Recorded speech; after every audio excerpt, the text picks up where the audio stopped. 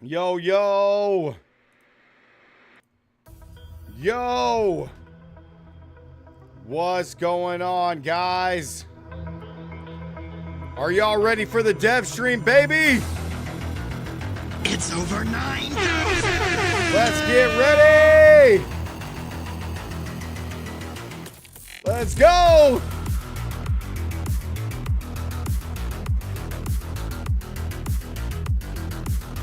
Yo, Tally, what's up, man? Maki, what's up? Demon Storm's in the house. Brian, let's go. Nova, what's up, everybody? It's over 9,000. What's going on? I feel like I just saw you guys. Oh, yes. Sage mode, baby. Sage mode. Love it. Love it. What's up, everybody? Welcome to the stream, guys. Thank you so much for tuning in. How's it going? How's it hanging? What is up? What is going on? Sage mode. The developer thing is starting in 10 minutes. We got it ready to rock. What's going on, everybody? Yes, we are, Brian. Let's get it. Sage mode. Woo! All right. What's up? What's up? What's up, ladies and gentlemen?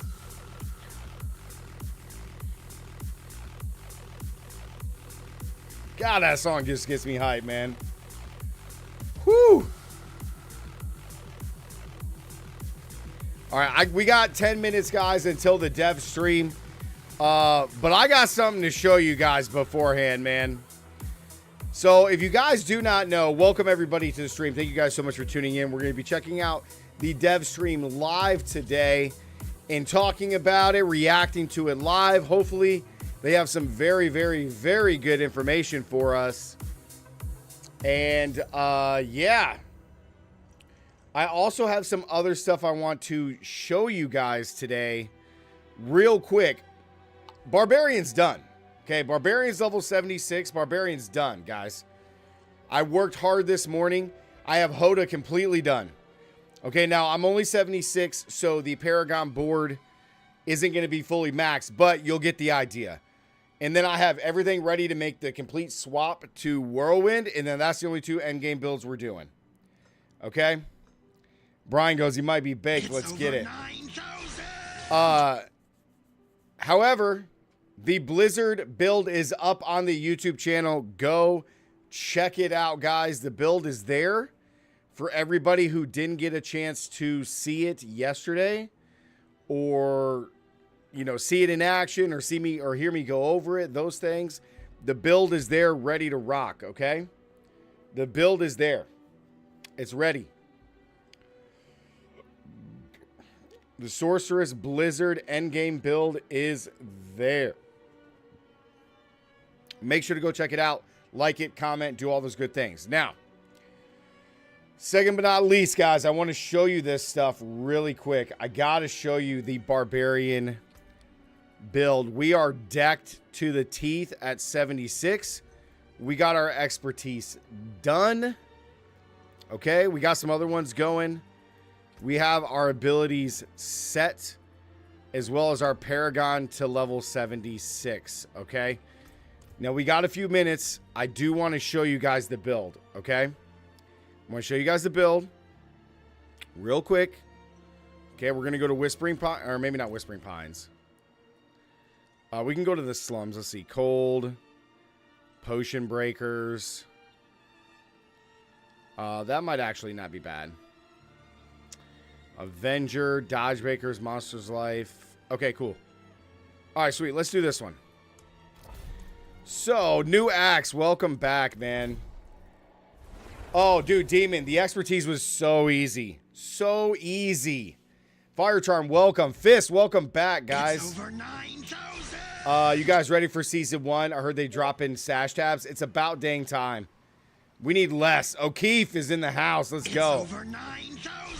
All right, so welcome everybody to the stream, guys. We're checking this out. The Wizard Sorcerer's Blizzard build is up on the YouTube channel. Please go check it out. Okay. I read his full comment. I'm with him, dude. We need less stash space, okay? All these hoarders out here. What do I do for expertise? The expertise for Hoda is going to be two-handed axe for vulnerable damage. Now, the only two things I have left for both of the builds, guys, for Barbarian, because both of them are done. The only thing I have left to do is I need to level up the glyphs, which I'm going to need your guys' help with. But let me just show you the glyphs. I got one at 15 with Crusher, Exploit, and Territorial. However, I do feel like Cleaver or something else could be good. But I want to showcase the build a little bit. Black Man, what's up? Black Mamba.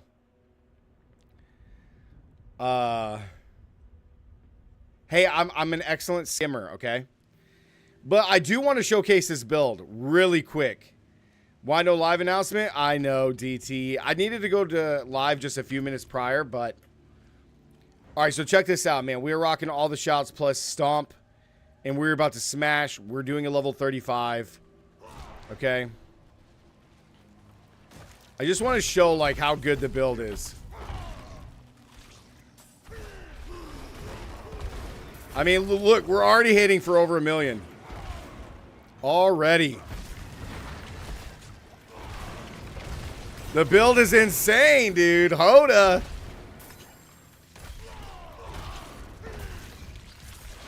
I love it, guys. Is this like what I'm going to be playing season 1? Is that what we're doing? Is that what this is? I'm just picking stuff up. Stomp. I just hit for 2 million right there. The build is insane, man. This is my kind of build right here, baby. These are 89s. Like, these are 90s. Ooh, Blind Burrows. I'll take that. Like, it's... We're just zooming. The build is so good. He said, feel my pain.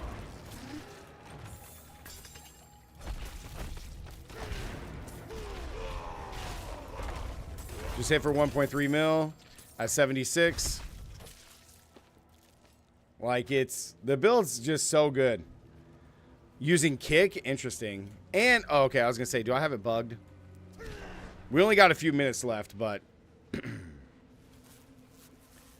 I just wanted to showcase it. It's so cool. And I don't even have the glyphs leveled up yet.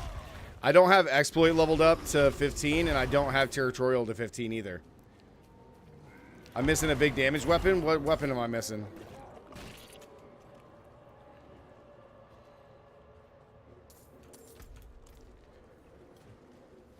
You need... Oh, I need the one-handed unique. I need... yeah, I guess so. What does that one do again? Remind me, Demon? I don't remember what that one does.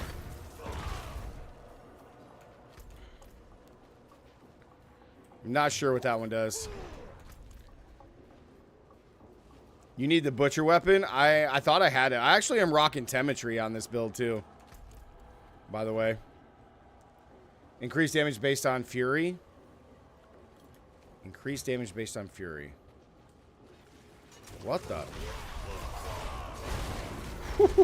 Oh my gosh. Oh my god. We're literally doing these like...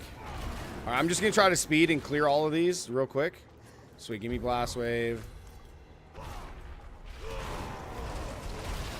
Just did 2 million.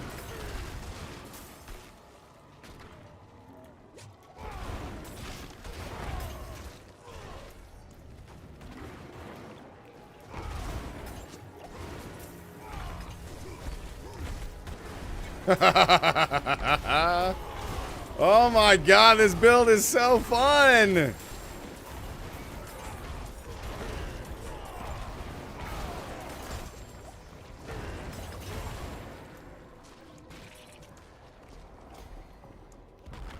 Alright.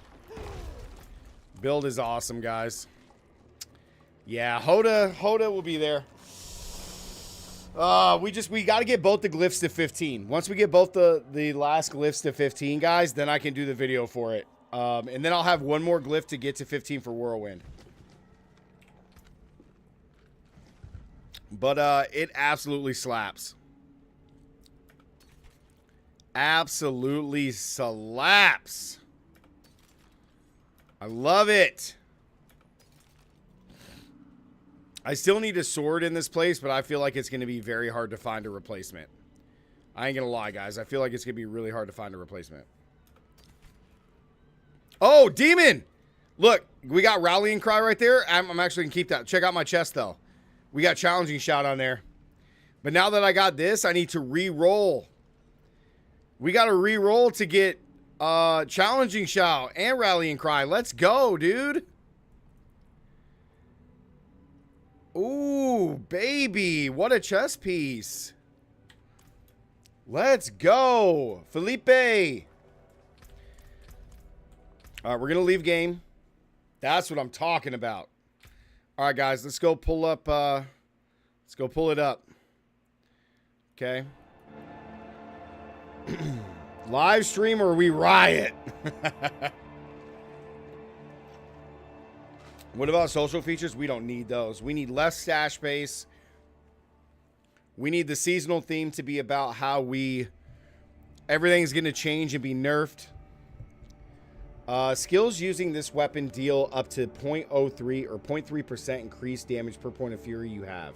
But you lose to fury every second. Okay. Yeah, I saw. That's not bad. That's not bad. Yeah, we need less stash space. We need rogues and barbarians to be nerfed again. We need necros to be buffed. Hello. All right, here we go, guys. Listen up. That's it? That's how you open? Let me know how the volume I is. do that every single time. Hello. Welcome to another Diablo developer update live. And let me just say, Adam Fletcher, you better not piss me off today. Community director. Okay? For the Diablo franchise. You better not piss Got me some off. Wonderful people here. We just have Rod. Stream louder. Yeah, well, I'm not part of the wonderful crew. I guess. Yeah. He decided to insert himself as of yesterday. So. Is that good? What is the power? If you have power, you should use it whenever possible, and I've decided to. So we have Rod here, who is of Cut course the corny the jokes, general Rod. manager of the Diablo universe. Universe. Yeah. Spencer, welcome I back. guess that's the best way. All to say things Diablo. Can't use the word franchise. Narrative designer. Pierre's not here now. and Yeah, lead UX exactly. designer. And of course, we have Chris Leal Lead UX designer on Immortal. and Ryan Quinn. Hi. I'm Oh, senior no. Are we designer talking on about Immortal. Diablo Immortal So, during this we are stupid actually stream? starting off today's show with some Diablo Immortal conversations. Oh. Also, I do want to mention we're using new fancy mics today. We've been joking around, and I call them the Britney Spears mic. Right. Rod calls them the Janet Jackson mic. Miss Jackson. if Diablo you're nasty. Immortal. Sorry, guys. Jackson, there It's you because go. I'm older. Rod, but is not wearing one I of refuse. them. It doesn't take a genius to see the size of my head, my God. and the ability to put that little wire around this size of noggin is impossible. So therefore, I've passed. Disappointing. But he does have a really good my impression God. of Britney Spears. I am not doing it now. Oh. I am not doing it. Okay, maybe we Guys, can get it welcome out back. I'll knot my shirt later. It'll be good. Maybe we can get it out of him during Q&A. Someone asked that question in Twitch chat. We'll make sure to bring that up during Q&A. And Great. there you go. You're just on the spot and you have to answer it. So I think it's important that, like, last time you clarified what we were doing was the campfire, which is more of a casual, we're just kind of giving updates. You know, we just want to be able to talk to the community. Yes. This is more of a developer stream, so it's a bit more official. Yes. But one Raven, of the things what's we up? wanted to recognize too is that, like, as a family of games, there's lots of cool stuff happening within. Nobody in cares Diablo, about and so we wanna Diablo Immortal. We don't always want to Nobody. just be focused on just D4. We want, anytime there's something big or really interesting happening That's within confirmed. Diablo, we want to be able to talk about it. You know, I could imagine we're going to have a season 29 conversation for Diablo 3 at some point in the future.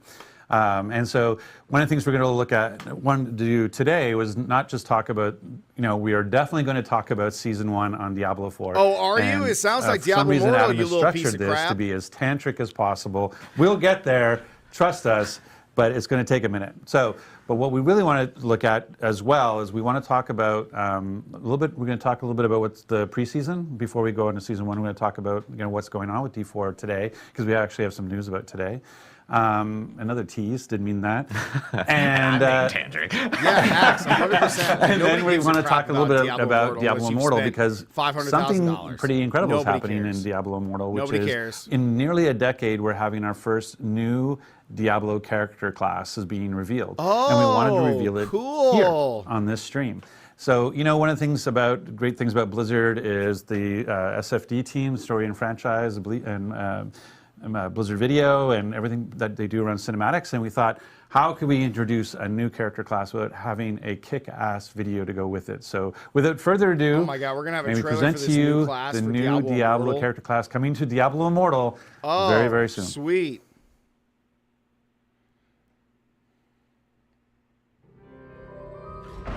The darkness has always been with us.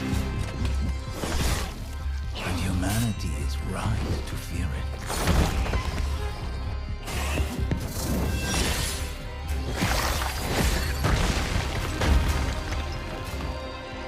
The darkness wants to consume you and all you love.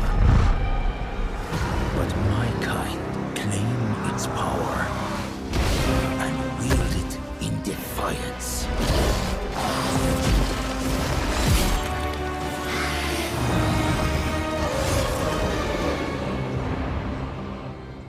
Humanity is right to fear the darkness. I am a Blood Knight. Yo, and the Vichu, what's up, man? darkness fears me.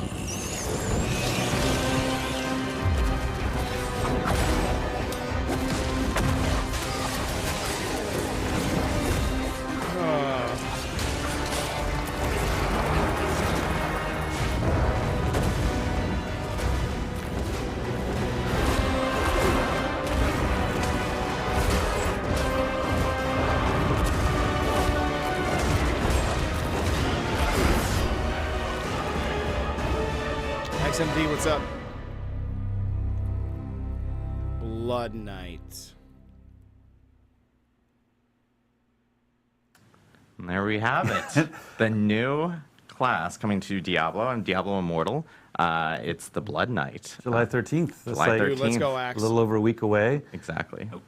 Sounds like there might have been some encoding issues. Exactly. Yeah, I know that some people are talking about there's a little Yeah, bit of pitching on it nobody and so forth. cares, I bro. will say that we actually do have that trailer that will be on a blog Dude, like- on DiabloImmortal.com immediately after the stream. So Look at people can this. actually check it out. It'll be Next. on YouTube along Who with all gives the a crap? details that we're about to talk about. Next. We just like to get ahead of ourselves. That's Sure. all. But Chat is obviously, disabled for the first live new stream. class to the Diablo universe in nearly 10 years. Oh my, they've I already think there's disabled a lot it, of questions bro. in regards to like the story and so forth behind the Blood Knight. Ryan, They've already give us a little bit disabled of the background chat. regarding Oh the my Blood Knight itself. God, Yeah, dude. sure. So I think historically, Andrea, when we welcome released back. DI, Why are they we buying with released it Immortal? with 'Cause these sort of nobody 6 cares about it. Very, very familiar, very stalwart And classes everybody that left. all of us love, that many of us have been playing they for disabled the chat. It's decades. so funny. And it's great to kind of indulge in that nostalgia. It's great to get that dopamine hit of playing a classic.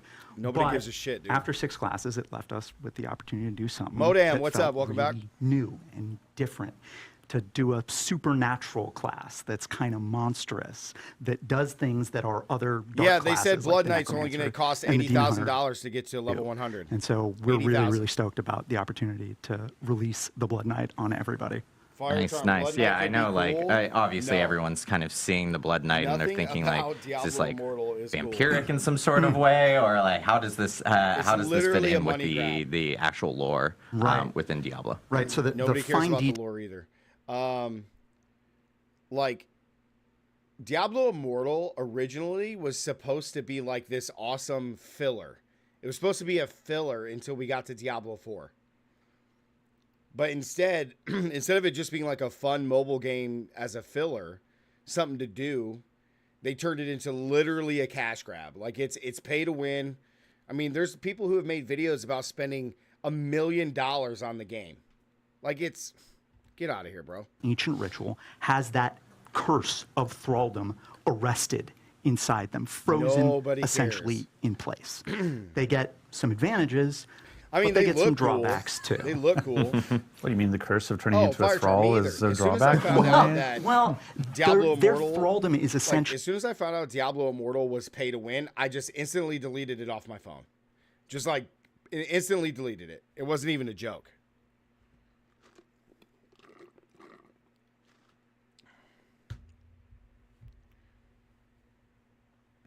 Technically, they're funding Blizzard. Yeah, it was Raven. You're 100% right. I hope so. And sort of more pivotally than that, you know, deep inside their soul, there is an abomination, a monstrous darkness that hungers for violence. And in order to tamp that down, in order to slow their transformation further, they have to perform a ritual. That'd That be cool. keepsake that you saw in our cinematic characters right That'd hand be the kinda whole thing on the lit. chain. Oh, the chain, yeah. Yeah, that's basically their lifeline. I So, see.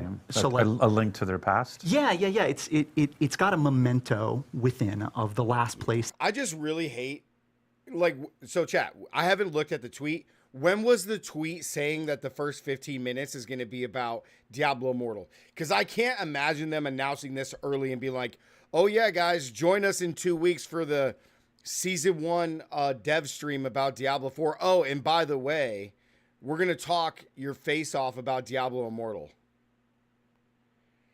This is their way of trying to keep Diablo Immortal relevant. Like, it's just that's what I mean, like catfished. Like, when was the tweet? When was the tweet? No.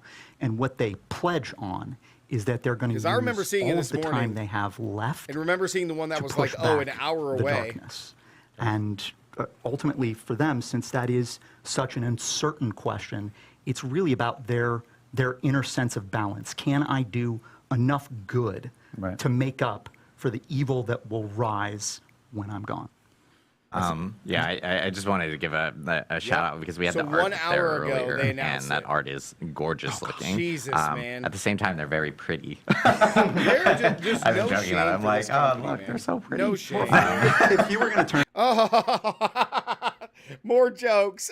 They're very like gorgeous here, and then they Oh, turn into they're the so abomination, gorgeous. which is really funny to see. So it's like Oh, a it's complete, really funny. like opposite. Well, of what Oh, I mean, look you at mentioned the him. abomination. I think we saw the Blood Knight turn into this creature during that. So what actually is going on here? Like, this is I guess Chris will on. talk eventually about like how an abomination comes to me. But this is basically I hope they get them paper cut. I tapping hope they into step on what's Legos, inside bro. them to change form. Yeah, they're letting the hope they curse stuck off on- the I hope leash they just a little stuck- they bit. just It's going literally to grant them extreme power Right on in the a- short right on a term. Lego. The Bruce Banner but Hulk face thing. Yeah, Into but maybe there's a another little Lego and anime it's stuck teardrop up in there the of like, do I come back from this?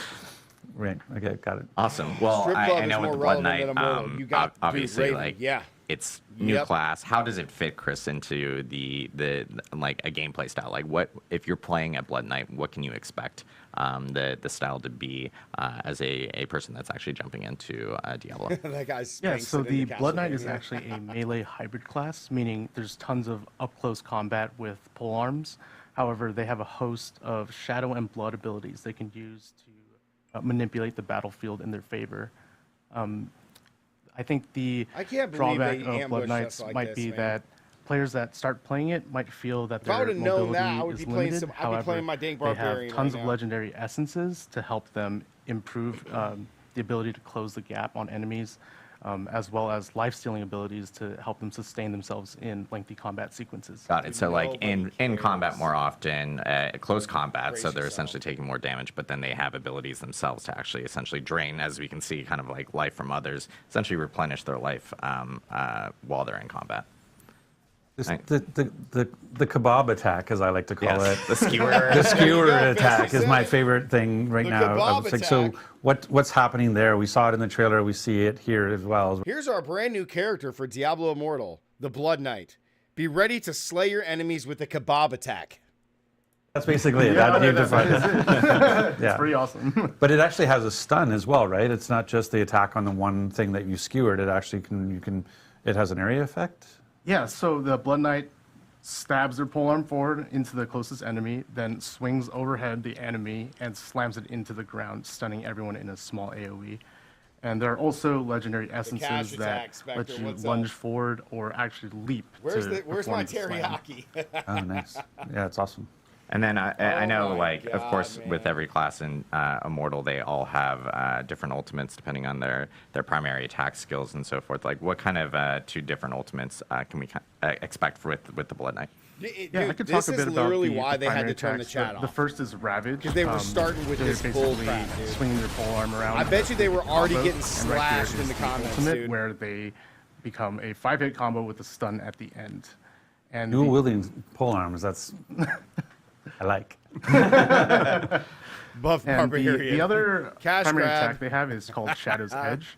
It's quite a unique one. It's the first in Immortal where the in melee range, the Blood Knight will do a slash, and for It's enemies literally that are bone further spear, away, nothing. they'll Pretty actually much. throw the dagger Pretty forward. much, man. And there are legendary essences that add damage over time or make the dagger ricochet.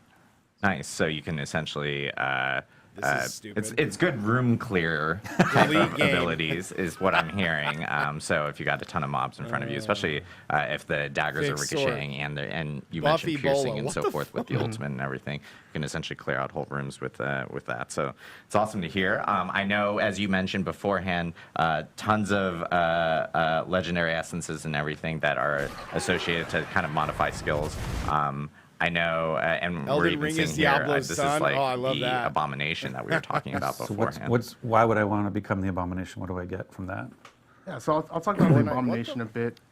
The way it works is it is a transformative skill that requires defeating enemies to fill the bar, much like your ultimate. Hi, Mom. Right. However, it happens much more often, and it then transforms your entire skill bar into a new primary attack, followed by 2 specific Rogue skills, one-shots a bosses, Blood nerf Rush, where Whirlwind. the Blood Knight actually dashes forward in a Oh ball my of God, blood. dude. And then there's a 3-hit combo attack where Dude, Guts. on the last hit they fly I'm into telling the you, air man, and Blizzard slam just the ground. they don't have no shame, man. On stuns. And these guys are just Nice. like so corny, bro. Nice. That's awesome to see. I think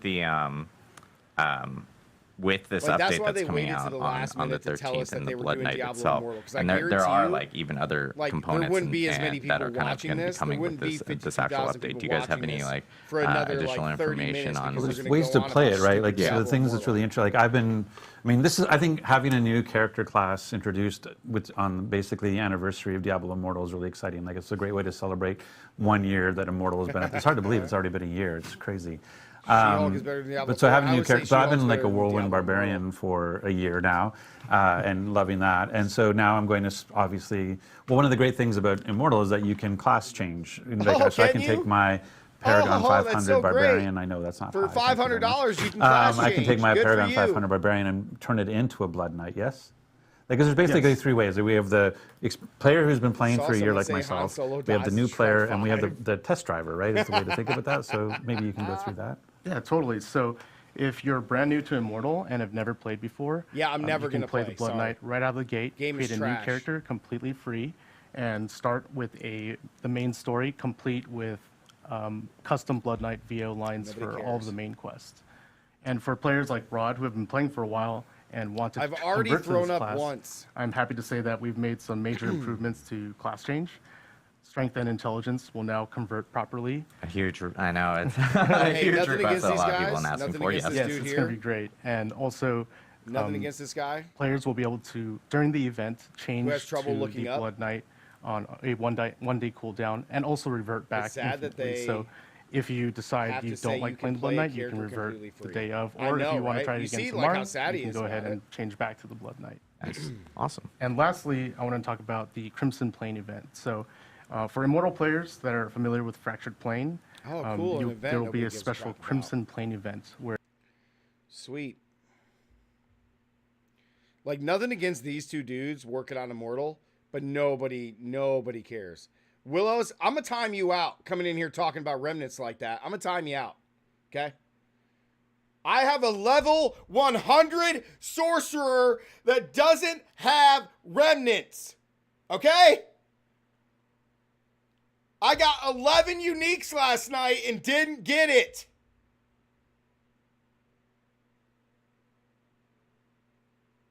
This is... All right, ban him. Get him out. Get him out of here. Misinformation. What's up? What's remnants? Exactly. That's what I'm talking about. All right. Today's not the day, Willows. He's losing my mind. 11 uniques last night.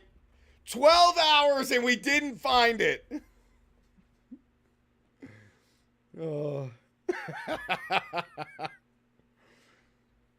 Oh my God. Can we get past this crap?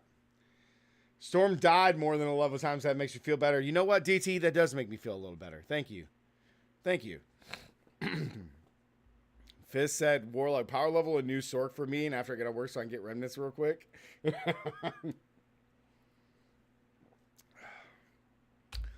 Yeah, Raven, my Sork is pretty awesome, actually. Even without remnants, we made some pretty strong builds. Willows, World Boss Drop 2, couldn't believe it. That's awesome, Willows. Good for you, man. I'm happy for you. Enjoy remnants. However, if you post a goddamn clip of you using remnants or something like that in the Discord, I'll time you out so damn quick.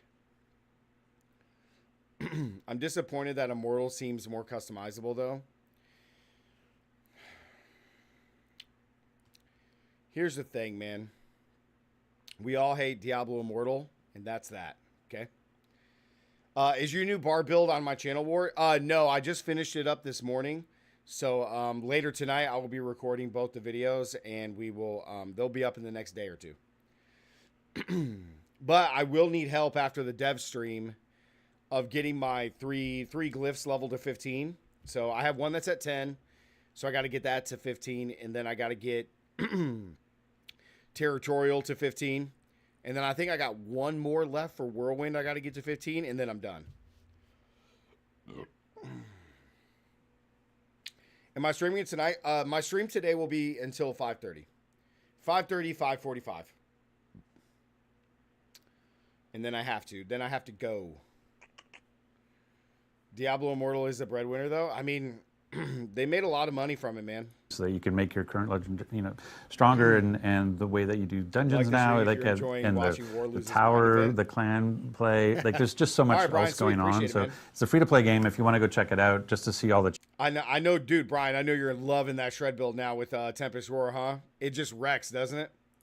The different ways that you can approch the content, which is exciting. You got any build videos for that Sork? Hearing the fact that you fully I recorded just all posted my Blizzard build today for endgame. I have all the leveling builds for Sork on my channel, Raven. I have 2 endgame builds, which is Ice Shards and Blizzard.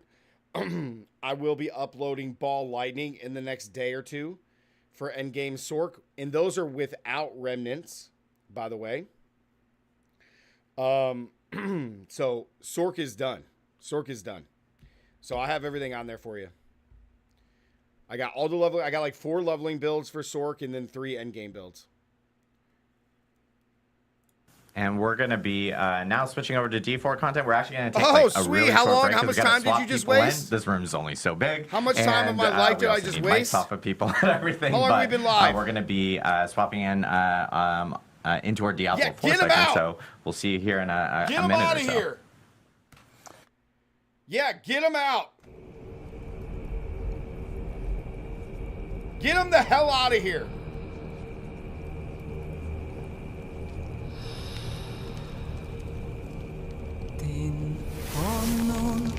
Wolfnado? Dude, Wolfnado's so strong. Wait, did he say their video calls with Joe? Yeah, Joe will be in. Yep. He tweeted about it, DT. He tweeted about it this morning. He'll be in.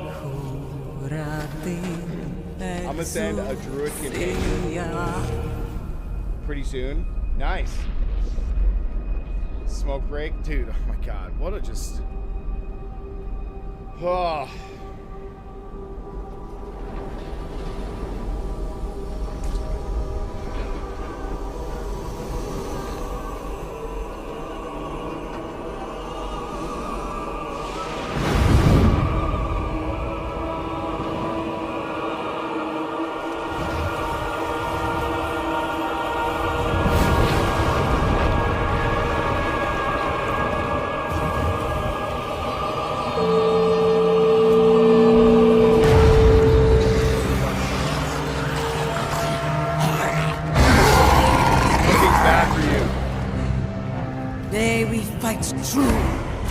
his holy Always skip the name. first 15 minutes of the dev stream.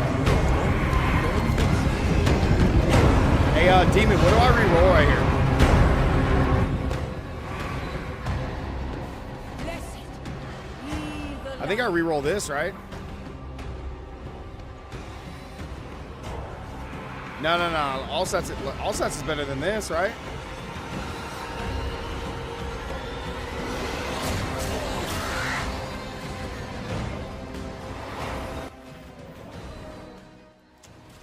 What do I think they're going to be announcing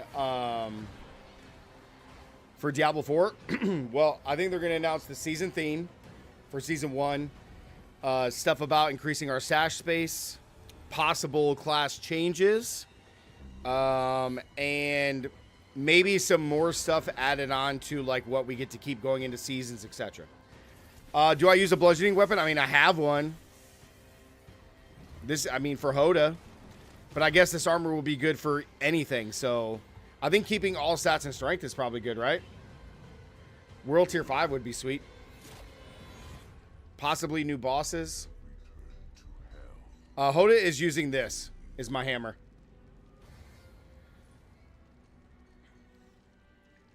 What do I think the Season 1 theme will be? Oh, they're back. Okay. Zombies.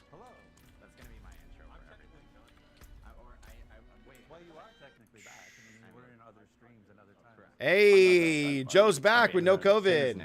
Tim also has the best voice. Is it better reroll? Okay. So Tim is just going to talk for the rest of the stream. All right, here we go, guys. All right, everybody, focus up. Actually introduce Listen people, up, or- everybody. We'll introduce people. We are now joined by our wonderful Diablo 4 developers. We have Tim Ismay. May I introduce you? Hello, Tim Ismay. I'm one of the lead producers on Diablo 4. Joe looks like he lost some weight because of COVID. On seasons, I say that because if you ask me questions outside of the season's content. Oh, sweet.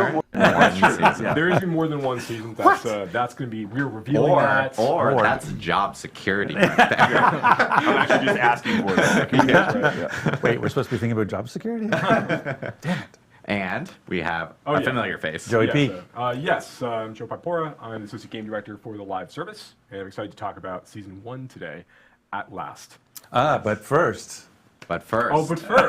Because Adam has built everything possible to talk about except the season. We can never start talking about seasons until we talk about something else first. But there are cool things to actually talk Your about. mics Correct. Obviously, it's been a little over a month since Diablo 4's launched. It's only been a month.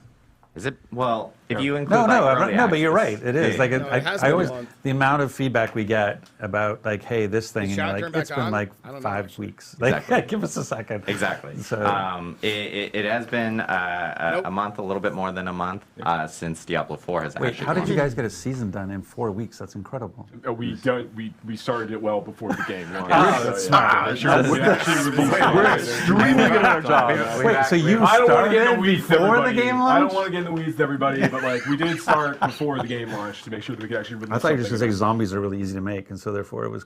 Yeah, Dude, Yeah, I swear to it God, if they say it's a Also, zombie people are theme saying that your season, I'm mic gonna is lose low, it. Mr. Joey P. My no. mic Yeah, is low. so I don't Okay, know if I'll we, bring it in a little we'll bit. fix that. I promise. Live broadcast, everyone. I Live can broadcast. project everybody. Yeah, That's he what's can- going to take. He can start screaming. Just scream at everybody. And you haven't seen So I Joey P interrupted. scream. So you, Sorry. you're talking Sorry. about the 5 week. I was just shocked by the 5 week thing, but anyway. So yes, it's been 5 weeks. Obviously it's been 5 weeks since we launched. We've had numerous updates to the game, hot fixes, patches. We actually had a campfire chat in between where we talked about even a big update that was coming before Season 1. 13-page. Yes, patch 13 notes? page. Which people are like, well, that must have been like 14 Yeah, point take fonts, notes. double spaced. And I'm like, maybe it was. But it still was very big. It was like 11 pages and it went on the actual site. But we've addressed a lot of feedback and everything clicker's coming related to the back. game. We still have more feedback that we're actually going to be addressing. And I will say that later this afternoon, there is going to be another patch. Climb patch. What? Surprise, spoilers, or announcement. We will have patch 104. That's going to be hitting all platforms later this afternoon. There will be patch notes posted this afternoon. Very much not as chonky as 103, but it does address additional feedback and issues that people have been reporting over to us in the actual patch notes. Come on, put you on spot. Funny enough, did I actually have this printed out? I don't think you can say that 1.04 is coming this afternoon and not give an example of something we're fixing. In I know that they are actually doing a gameplay fix in regards to, or a gameplay adjustment to Helltide chests, so that Helltide chests will now actually drop unique items. What? Yeah, They have the didn't chance to drop unique unique items? items, but yes. Sorry. Hold up. Have the chance, not like a guarantee. So yeah. it's relaxing, Now that's quoted, and I'm just like, Yeah. Yeah, that's right. So that's okay. That sounds stupid for me as That's a GM. awesome. Like, It's I didn't about even. I damn thought they time. already could. Guys, drop now I unique can get stuff like remnants. this. So I can get remnants now. I was mistaken there. Yeah. It's so there are some content types that the rewards are not dropping like unique items from it. So like like Whisper bounty caches, for example, don't have a chance to drop unique items when you turn in for those. Didn't know that either. Yeah, but I think that there's opportunities for us to continue to like try to expose this more as we talk about these things moving forward. But yeah, this is an opportunity now. We want to make sure that when players are trying to target farm for certain kinds of uniques for their builds they need to grab in order to bring those things online, that those Whisper caches really can be used as a way to or not Whisper caches, the tortured gifts you can get from the Helltides events. Those are really good opportunities to go and try to go for those. And that's this afternoon. So once 104 It's goes out, about once you dang time. They saw my can tweets. drop in. That's right. They saw my That's this weeks afternoon. of no yeah. remnants. And I will say, like, we've been getting, like we've mentioned, I think many times already in this stream, we have been getting a lot of feedback related to bugs, issues, or even just like general gameplay feedback. And it's something that the team has been reading through and getting through. And those are things that, obviously we're addressing as we get through all these different updates in the future and everything. We're building a big backlog. Like this is the thing I was making the joke about. They started before, I don't know like why seasons Helltides started didn't drop before this stuff anyway, we man. launched, just to try to set they should've been expectations. dropping Like we're uniques trying, already. we're moving as fast as we can, Nobody but cares we have about to move target also farming for a safely legendary. because if we move too fast, we can kind of vibrate the game out of stability. And so we're trying to be as reactive as we can, but in a safe way, and knowing we have a large backlog of. Season 1 was already well in flight, and Season 2 is also very much well in flight. And so we're trying to make those adjustments. So we hear the feedback, so please don't take the lack of instantaneous response as in we don't hear you. We hear you. We hear about, you don't hear I want to us. lock my inventory. We hear you about all the different types of things that you're giving us That's feedback where I on, started. and we appreciate that fill feedback. it out, and we're Fist. doing our best to want address it as squares quickly and as 3 and safely 8. as possible. So, so just trying to manage expectations that sometimes it might feel, but again, it's only been 5 weeks. This is a game that we are going to, we're going to support for years to come. This is a foundation of, we said the launch was the beginning, not the end, and so we're going to be continuing to support this game through many seasons and through expansions and what have you. And so please just allow us some time to catch up and work through our backlog to get to those items that we know that you care about. And I do want to note that we're, as we were in preseason, we were obviously Reed, what's up? shooting out a lot of updates really quickly. And this is something we talked about a little bit on the campfire chat, but we are going to get into a more systematic way of being able to update the game. So it's not just going to be like ad hoc, hey, guess what, a new client patch type of thing, unless there's an emergency. But yeah, people start to find some familiarity with how we actually update the game around seasons and client patches that may occur, whether they are in between or only on seasons and so forth. So we'll have that actually communicated out, and people then know what to expect going forward when we do have different updates or different patches that actually do hit the game. I think it's really important that we have I feel now like when talked they about said things new we did patch, in the they'd always say it's a preseason. good idea about it. We've made a number of changes on the balance side. We've responded to a lot of player feedback. We've got 1.04 coming out later on this afternoon. But Adam, what do the people want to hear about? So we're actually now going to talk about, but we do want to talk about season 1. Season 1 is coming, and we actually have a really cool trailer to show off before we jump into it. So hit it, Rich and Matt. All right, listen up, chat.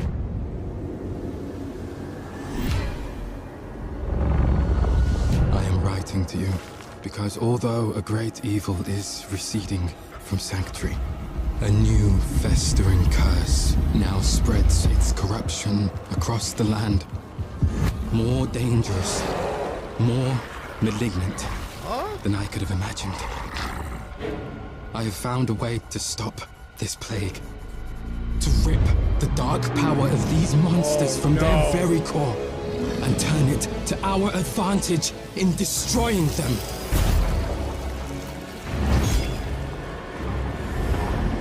But I cannot do this alone. My allies have fallen. My strength is dwindling. The Malignant are relentless and without mercy. I need help. I need you. Season of the Malignant.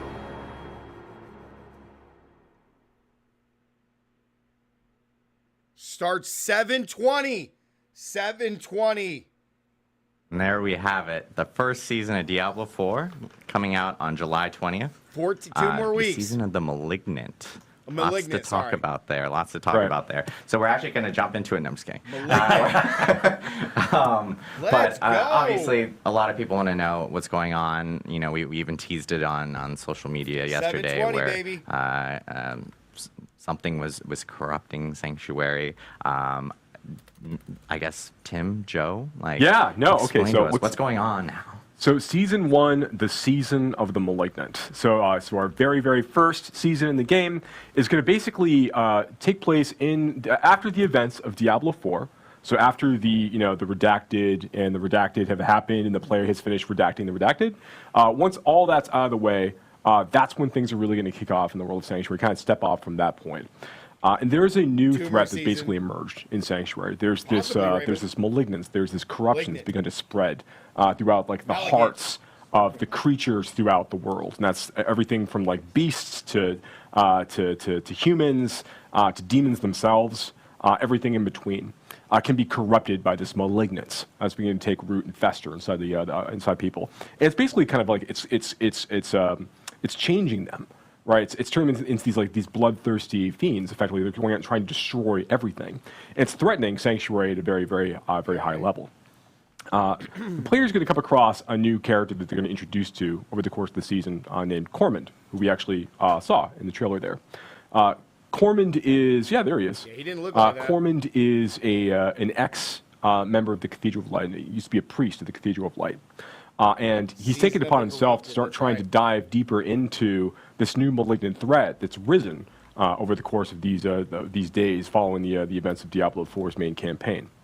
But he's finding himself maybe a little out of his depth. You say, Tim? Like, what do you think about Cormund? Yeah, he's trying to fix the problem on his own, and then I think when he's not 100% successful, he comes to the player and says, "Hey, you were really helpful in the past. Could I get a hand from you?" So that's kind of where things start. Yeah, he's very. I think that you'll find like he's a person. Everything in the room is on fire, but he's sitting there like, "I can fix it. You know, we can find a way to solve this, right?" Okay. But he's a great new character that the player get introduced over the course of the season. But that's really just where things kick off. You know, and players will start the season of Malignant actually in Kyovashad.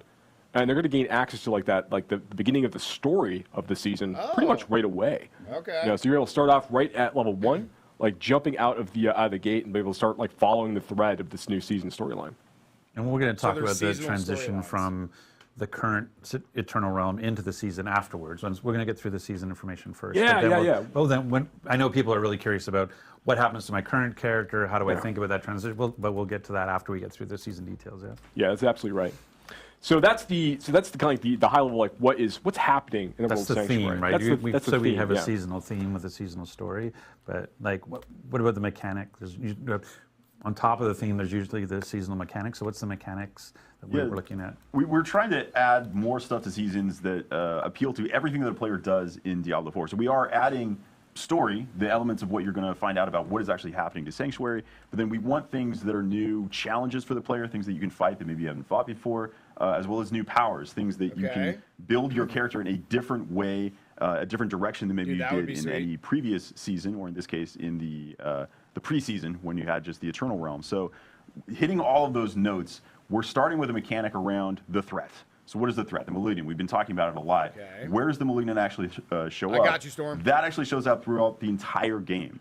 When you're playing in the world of Sanctuary, anytime you encounter any elite monster, there's a chance that it will spawn as a Malignant version of that monster. So that Malignant version is going to have these growths on it and some additional power.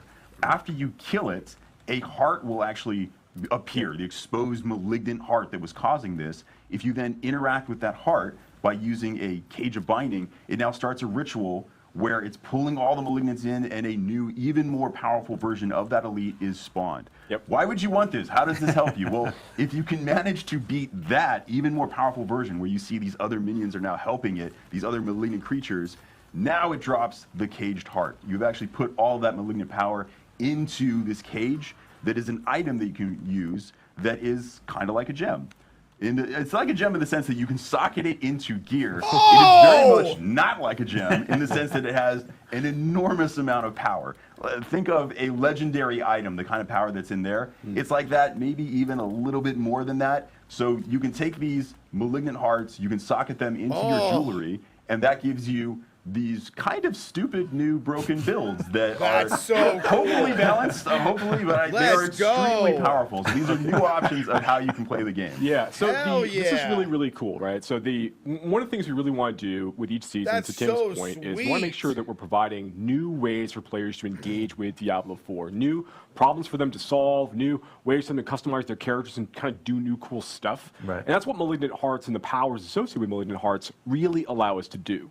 So one of these things, so yes, you can take a Malignant Heart that you've managed to collect from one of the consumed that you managed to kill, one of these super Malignant creatures that you've killed this way, and you can socket them into your gear. 720. We have over 30. We have 32 new. I'm not gonna say like over 30. We have 32 new Malignant powers. You know exactly how many powers. Technically, it's 32. So we have 32 new Malignant powers are going out this way. These are new legendary power-like abilities. We can see this one here: critical strikes, electrically charged creatures for a set amount of damage.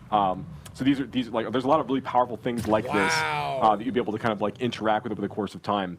But each of the Malignant Hearts you're collecting are actually like a category. They're associated with a color. That's so so like sweet. Brutal Yep, Hearts, 2 for weeks. example, or like have a blue color to them, and they'll only go in infested sockets you'll find on rings and jewelry during the season of the Malignant. Oh, so it's of a only to matching rings and color. jewelry.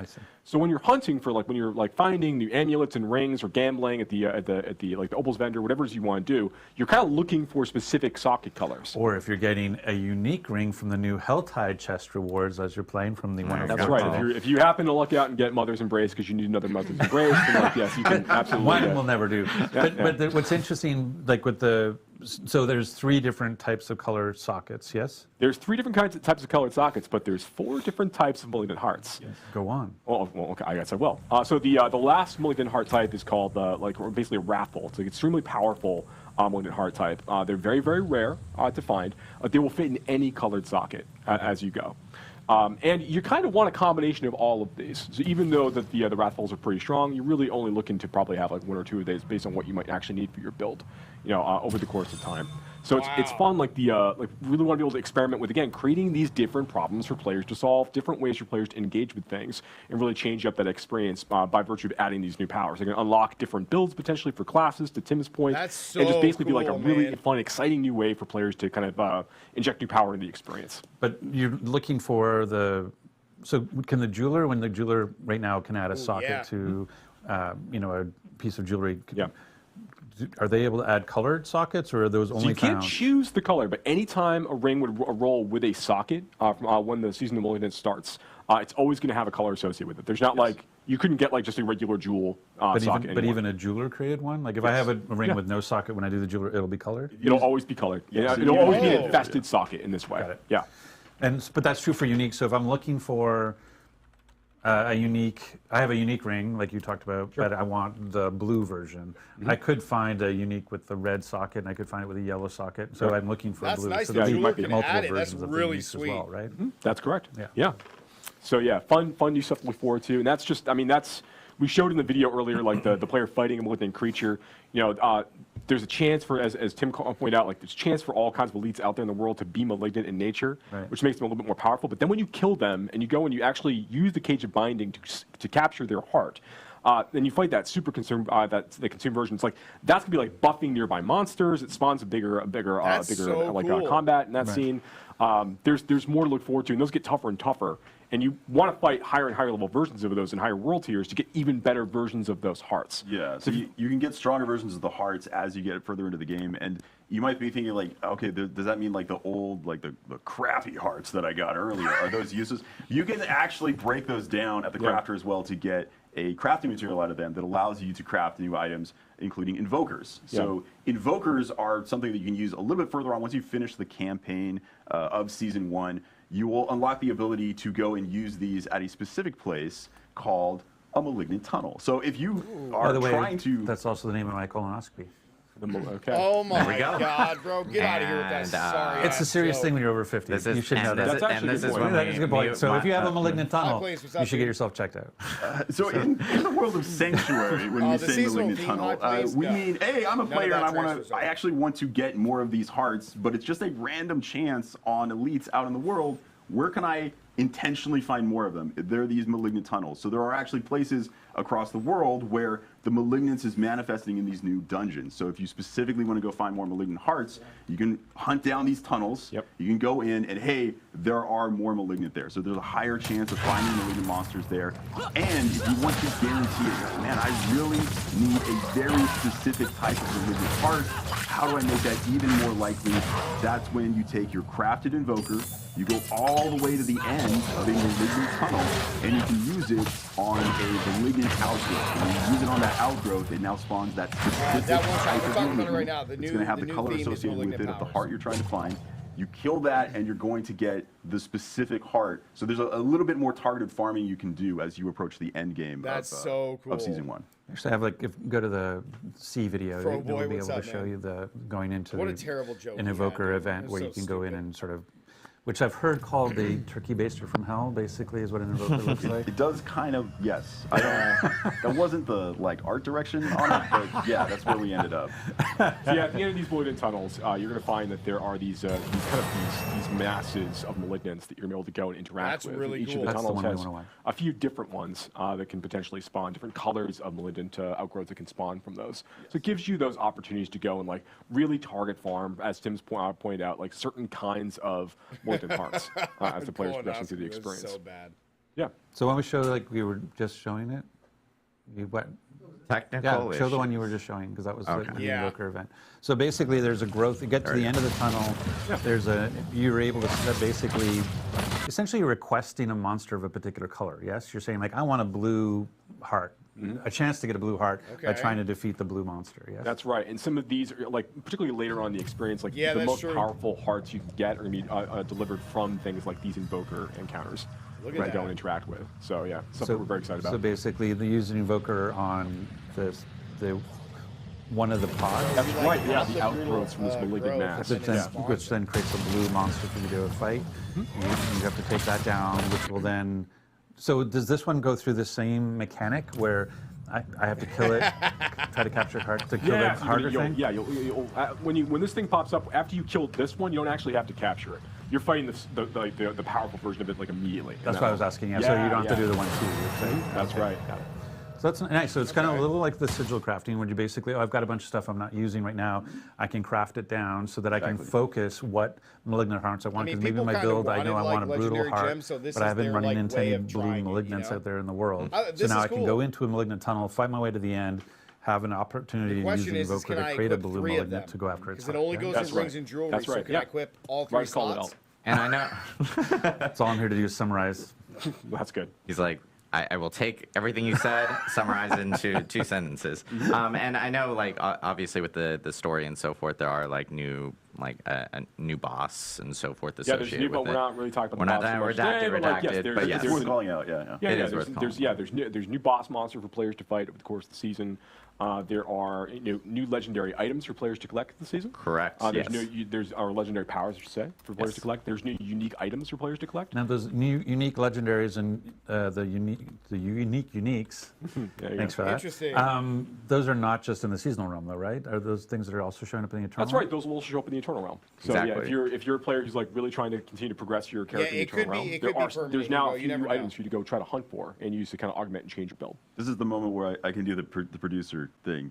Okay, yeah, So please. you probably saw before on the screen when we looked at the cinematic, it was awesome. And we said July 20th. Oh my God, there it is, the day it's coming out. We are actually putting out the 2 patch weeks. a little bit earlier. So just for awareness, so everyone knows, you're going to see your game patching on July 18th. That is all of the stuff coming to you that is going to turn on July 20th. Balance changes, the new items. Oh, there is balance So changes. July 18th is actually anything that shows up on the Eternal Realm is there right away. If you just want to continue playing the game as normal on your existing characters or a new Eternal character if you want, July 18th, the new legendaries and uniques that they were just talking about will be available to you on the Eternal Realm, as well as any other improvements, balance changes, rewards changes that we've made. Those will be there right away on July 18th.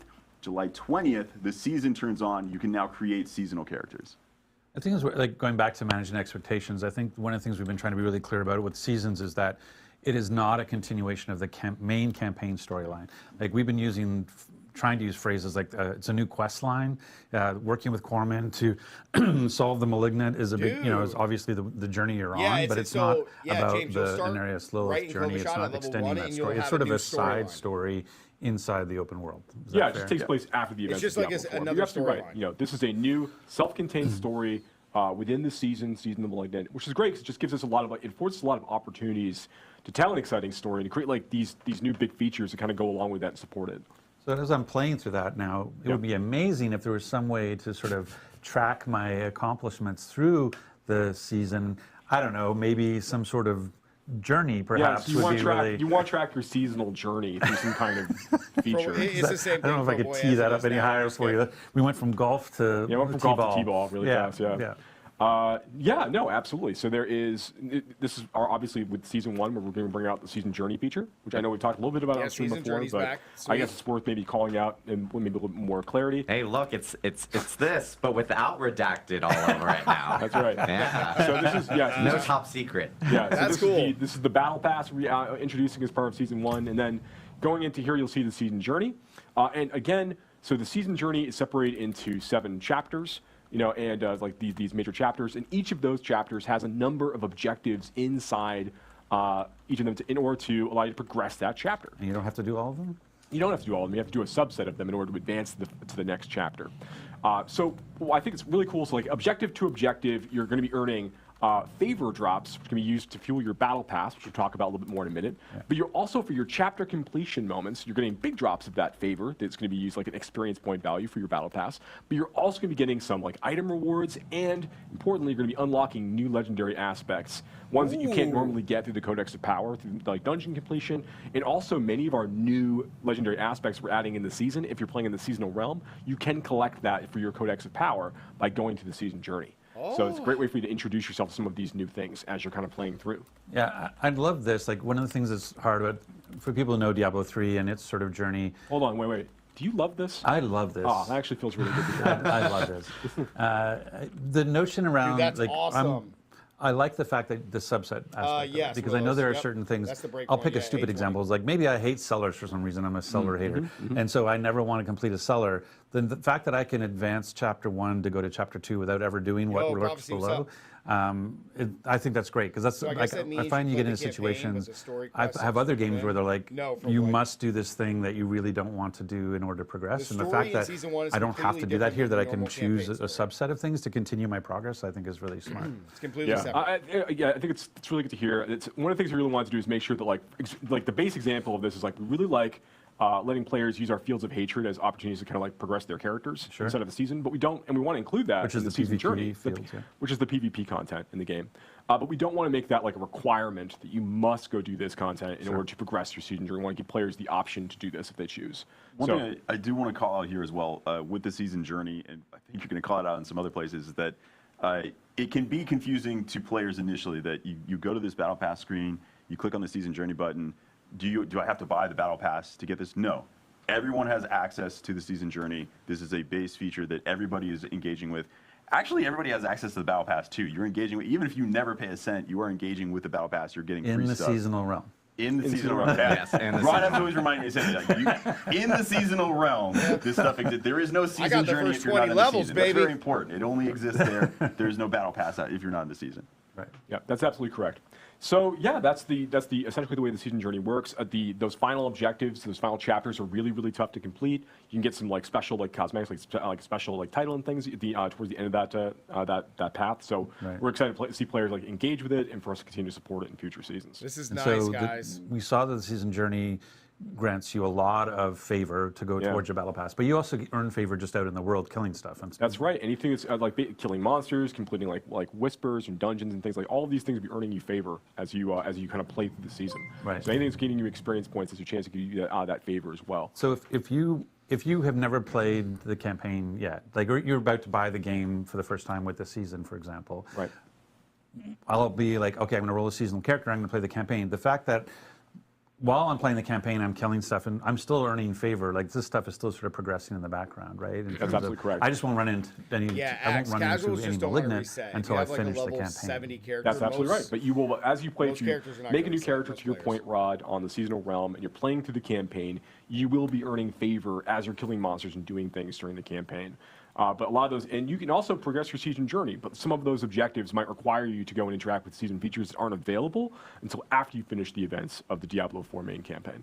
And that's probably one of the big things to be clear about. I know we're going to talk about the transition later, but in terms of getting access to the mechanic, the idea of talking to core men, capturing malignant hearts, having rings with colored socket or jewelry with colored sockets, that stuff all takes place post-campaign. That's correct. And so if you haven't beat the campaign yet, you're not going to run into these seasonal mechanics. So you got to. Yeah, you won't fight malignant creatures, for example, while you're going through the campaign on the seasonal realm, but you will shortly thereafter. So one of the things you can do, and I know we're going to talk about this, and we keep saying we're going to talk about this, and then we talk about it anyway. But like, so I would say, like, one of the things you can do to get ready for the season is to make sure you finish your campaign playthrough, Diablo 4. Which is crazy because most people haven't even completed when you make your new seasonal character, and dive right into the seasonal story and the content. game's been out a month, and that's forevermore. That's one thing we've tried to say is that once you complete the campaign on one character on your account, one character, for every season moving forward, for any character you create moving forward, you can skip campaign and start off in Kyovashad level 1 off. Well, and not always Kyovashad, but yes.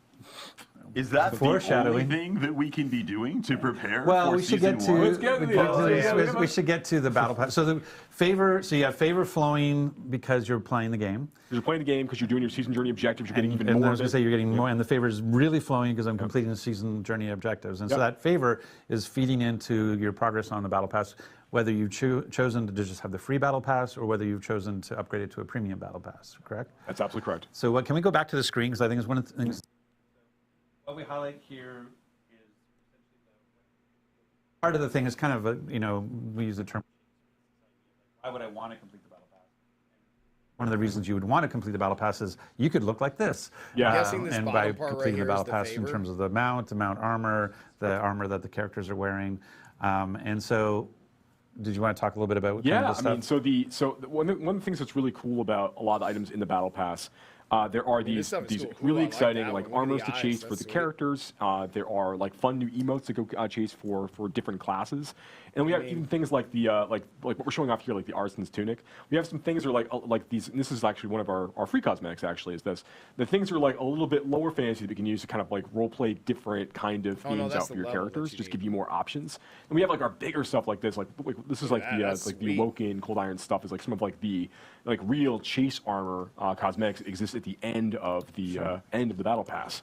It's one of the things that if you notice either the role-playing armor like the artisan tunic or the helmet is that one of the big things about the battle pass is that unlike the shop, the battle pass, all of the cosmetics are class agnostic.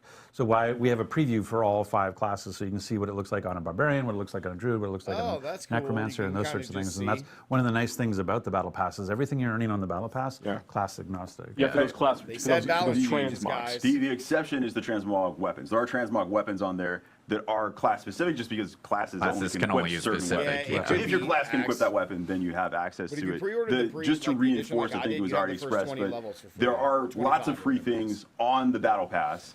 If you pay to upgrade it to the premium battle pass, what you're getting access to are a bunch of additional cosmetic things. Yeah, so the only thing you're getting access to by paying is that additional cosmetic unlock. So there's really, really cool stuff, some on the early end, and then especially on the tail end of it, that's what you're buying into. But the free version. Keep going. I'm getting ready to transition. Okay. The free version I know where I want to go after you. Still has some very cool unlocks.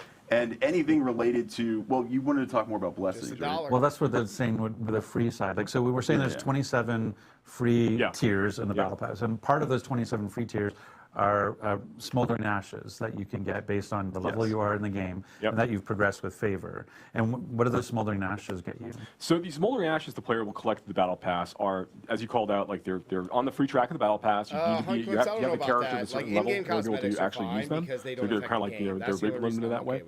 We'll take those and you'll be able to use those and apply them to the seasonal blessings system. Right. And here, okay, we can actually finally reveal all of these. So here are the places where, as the players collecting these ashes, they can invest them here to give all of their characters on the seasonal realm kind of like this advantage able to carry through.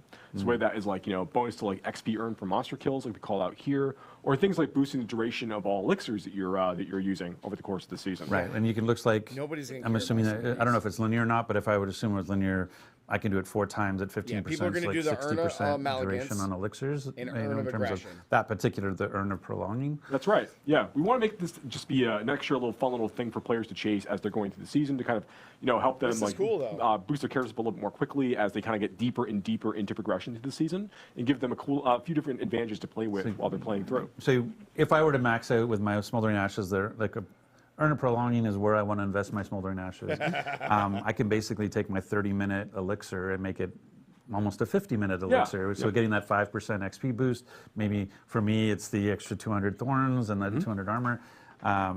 Okay, that's season blessings are sweet. Give you boosts to like get more opportunities to earn like the or better Malignant heart drops that can occur for you as you're playing. And these are available to everyone because who's in the seasonal realm because it's part of the free track. Yes. And they are limited based on they're also limited based on level of the player, so that even if someone were to use tier skips, even though they might get to the tier that says free smoldering ashes, it doesn't actually unlock until you get to the level requirement. Yeah, for like for example, like the first ash that you unlock in the Battle Pass is I think it's tier 8 maybe. Tier 8. Yeah, and it has a level 40 character requirement as an example. Just to make it really really clear, like you will be able to use this in time, but immediately like you need to continue to progress your character and like continue to level up, and then you'll be able to use that accordingly. Got it. Yeah. Okay, so I can kind of do my little summary thing. So basically, what we said, so we have a seasonal theme of the Malignant, which has the mechanic of capturing Malignant hearts and putting it into jewelry. We use that to complete our season's journey. Our season journey is rewarding us favor. Our favor, we're then putting into the Battle Pass to get really cool cosmetics and transmogs, but also based on our level and our tier in the Battle Pass, we'll get Smoldering Ashes. We can use those Smoldering Ashes to apply a Season's Blessing, which allows us to use those urns and get sort of perks for during just this season that we've unlocked. That's correct. So the free person's experience, if you never want to pay a cent, you are still getting a lot of power out of the season journey and the free aspect, the free unlocks on the Battle Pass. So this is kind of an increase in power for everybody. Guys, I've only and then if you want to spend money, just reinforcing that, that's unlocking more cosmetics. And don't get me wrong, like they're amazing cosmetics. I am planning to pay to unlock them myself. But there's no power that comes from them. They are transmogs. They are not actual items. It's just a transmog you can place on your armor to look cool. They don't actually cause things to light on fire. Yeah, it's just reinforcing what we had talked about before, like even before launch and so forth, is that the Battle Pass itself, anything that if you do pay for a Battle Pass, all the paid items are going to be cosmetics and for you. It's no pay for power. And if you bought the Deluxe or the Ultimate Edition, you already will have an ability to make that a premium Battle Pass. It still doesn't. Already got it.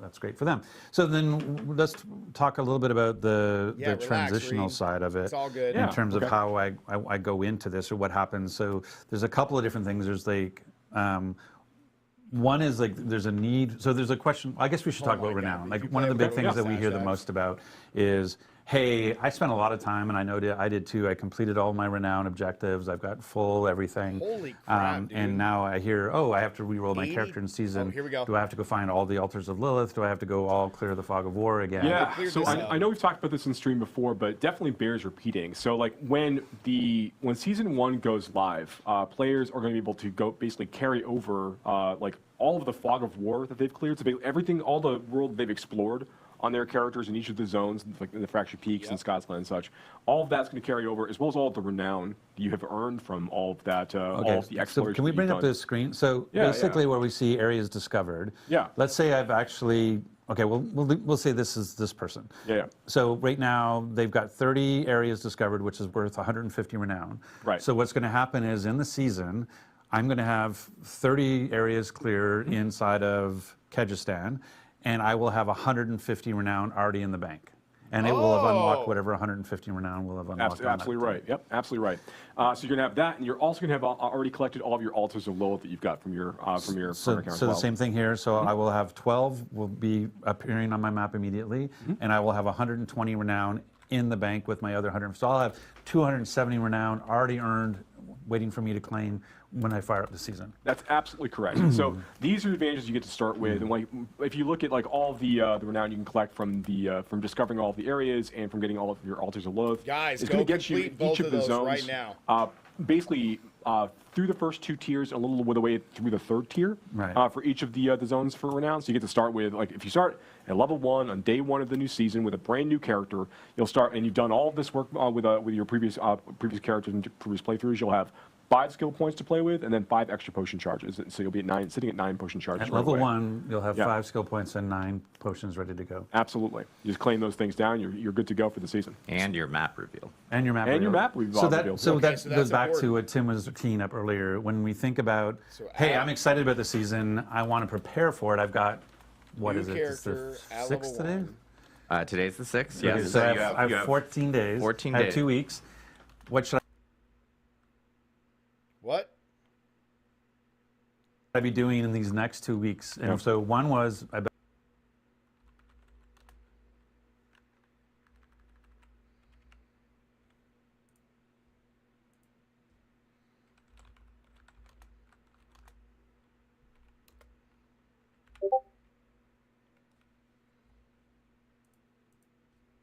Sweet, man.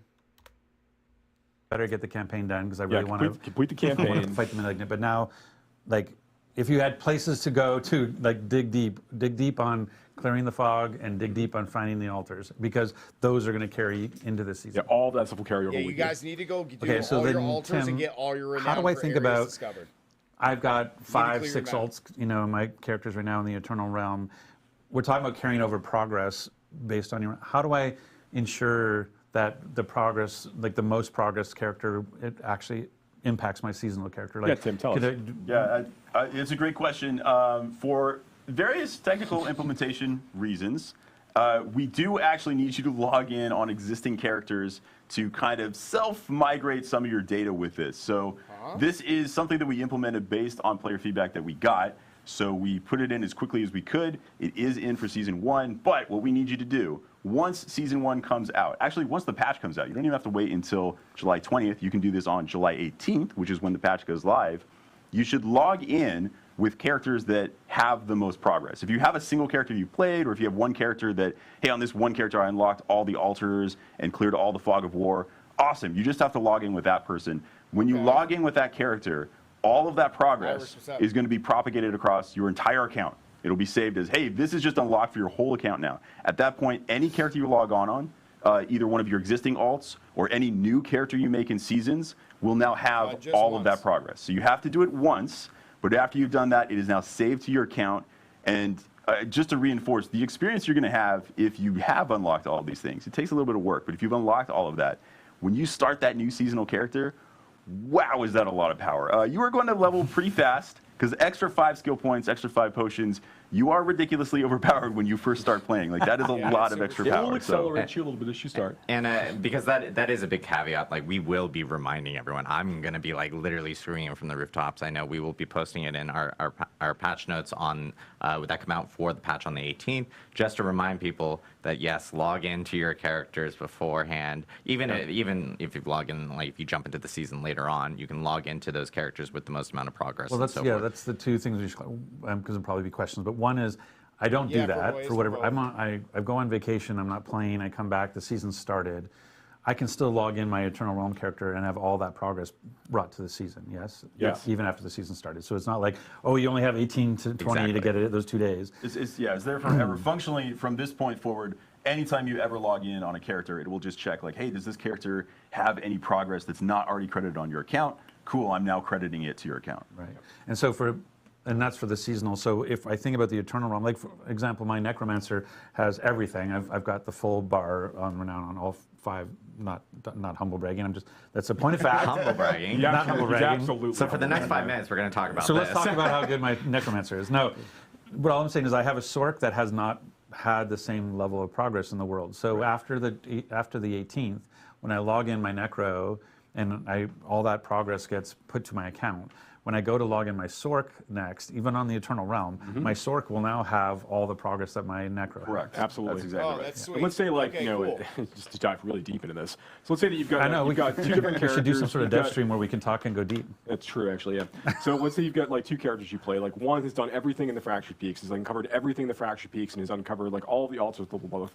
You get another character who's gotten everything in Scott's Glen, who's unlocked like all the field, the Fog of War, has found all the altars Lilith. If I log in on my Fractured Peaks character, and just by doing that, all of that credit will now be transferred to my Scott's Glen character. When I log into my Scott's Glen character, all of that credit will be applied to my Fractured Peaks characters. At that point, all of the credit of the progress I made on either of those characters guys, you has need been to go propagated complete to the everything entirety right of my now. account. Right. So it becomes an and. Complete all your just like, Renown yes, and get all the it's not altars like right the now. one account that has the most stuff, and then I want to log into that one. No, you want to log into every account that So, might have all I like gotta do tons is of log progress into that they've my- made in different My directions. druid Right. that has And I think absolutely just again, everything, and then hey, all let's my talk other about managing characters get it. expectations. Some of you might be saying like, wow, that sounds a little clunky. And I think the point that Tim was trying to make was, hey, prior to season 1, we had actually talked about that you wouldn't have any Renown progress carryover. You would have to go find the altars. it's of really Lilith. nice that you they're would giving have to us go a clear lot the of Fog of Renown. War. You're talking about like a bunch the of Renown, original man. plan when launching the game, or prior to launching the game, the original plan that there was no transition of state from Eternal Realm to Seasonal Realm as part of this. And so hearing the player feedback as we talked about seasons and hearing the response that we got about what, I have to find all the altars again, what, I have to clear the map again, and seriously, wanting to Fizz. make sure that we were listening to the players, Yeah. we put in a system that allowed us to do that, but is not the most smoothest, most sophisticated, because we were doing it under very tight time constraints as quickly as possible. Hey, did you want it done? Yeah. Did you want it done? It's The answer is I yes. think you want it's it saying- done. I'm So- just saying, like, log that in wasn't level the design from the 100 start was and not have to do everything this, unlocked. Like, that's not a log big in a deal at character all. on the 18th and make it past. Yeah, That's what we yeah, had to do to I make don't- it I don't happen mind that. for season 1. And this was based off of, obviously player feedback that we've gotten Yeah. since launch. So this is us implementing it quickly to address, Yeah, the that's feedback fine. I'll that you log guys in have been once, you giving. gotta log in And then one on time. top of that, I like a huge shout out to our engineers for getting this all implemented before Much we like- actually jump into the season. Much like the Nightmare Dungeon teleport, Exactly. like miracles Dude, can that is happen such a and very changer, quickly. bro. So A lot of these actually end up with us going Oh to an my engineer God. and asking how long it would take to do it. And the first answer is to do it right. First That's- answer that's is they a very big cry. number. Yeah. And then there's, okay, well, what about to make it work right now? And always, if you told me you wanted to do this X months ago, I could have done it way easier because we implemented it completely differently. So, yeah, we make it work, but sometimes the fact that you have to log in to get the progress propagated, we would have made it a smoother version if we Dude, that's knew fine. months Log in ago. one All right, time for all right. what, 10 Like, seconds? zoom in on me. Zoom in on me. Come closer. Let's do that. Okay, it's not going to happen. There it is. Okay, yeah, all right. It's a live game. We know we need to it's a live game. We know we are looking at trying to make improvements based on the feedback that we're getting from players. We're playing the game I gotta ourselves. grab We're water, kind of one seeing second. how everything is really feeling as it's all coming together with a giant audience of players playing and enjoying the game. We want to make sure that we are making the right changes as quickly as we can for the community. Some of those things are a lot harder than others. But like all the feedback, like Adam, you called out some things really early on at the program. Like we're hearing feedback about this and this, and like inventory space. We talked about gems last time and things we want to do there. We're trying to move very quickly in a lot of these things. Some of them are a lot more challenging technically to do than others. But we are rapidly moving on as many I mean, changes I as got to we give can them because we some are, credit. They have responded pretty fervently quick trying about to make some the stuff and very got it best patched version of out, Diablo so 4 possible. It is kinda nice. They just gotta stop the nerfing fastest time shit. frame that we can to deliver to the player base because we're Buff the players too. We Necromancer. also want the same things. So just know that we're working Nerf the hard. druid. We care deeply. We love our engineers and our designers and our producers, and the staff's been helping with like all of like the hotfix and everything else. We are trying to make sure that we are delivering a really, really high quality experience high to players plays are on a actually regular reducing basis. the stat So just caps. stick with us. Keep giving us that feedback. We're going to keep making adjustments as we go between seasons and other updates. I can attest that whenever Joe would like to make a change based on feedback he's seen from reading it wherever he reads it, the first version is always, can we do this immediately? That is always the first request. Never like, hey, let's get this in eventually. When it makes sense and when it's comfortable. Well, no, it's yeah, always, because, can we do this like, right now? Is it possible for us the to do this right community now? has So good I want ideas. the Like, first there's version. some I ideas that are window good where I that can can do expect immediately. everything to be done in 6 seconds. But this is the thing about about doing it safely. Like I think one of the sort of the junior mistakes some people can make is this idea of like time is only what it takes to implement, and it's not. It's time is also what it takes to test and make sure that it's robust and stable. And so that's one of the things that like when you look at we have a follow the sun QA organization around the world, and that's what allows us to do, I don't know, we're up to 15, 16 hot fixes or more now. Yeah.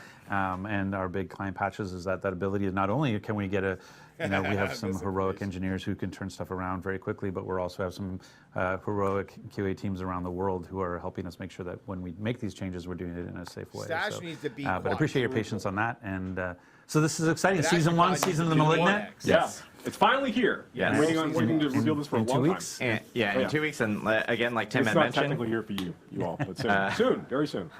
as Tim had mentioned, we will have a patch on the 18th for Diablo 4 Remember, guys, that there's a will patch contain today. all the changes that will be patch coming in with today. Season 1. Yep. If Tiffany Watt were here, who was on our campfire chat before, Yep. she categorized our 103 patch as chonky. Right. I will categorize in Tiffany Watt's words The technical as term, yeah. super chonky for Season 1. It actually is our largest, or chonkster, as Tim called it. I think we were chonkers. So we're going to pull up the Wikipedia entry and actually go through it, the history of chonkers. But yeah, it is very big.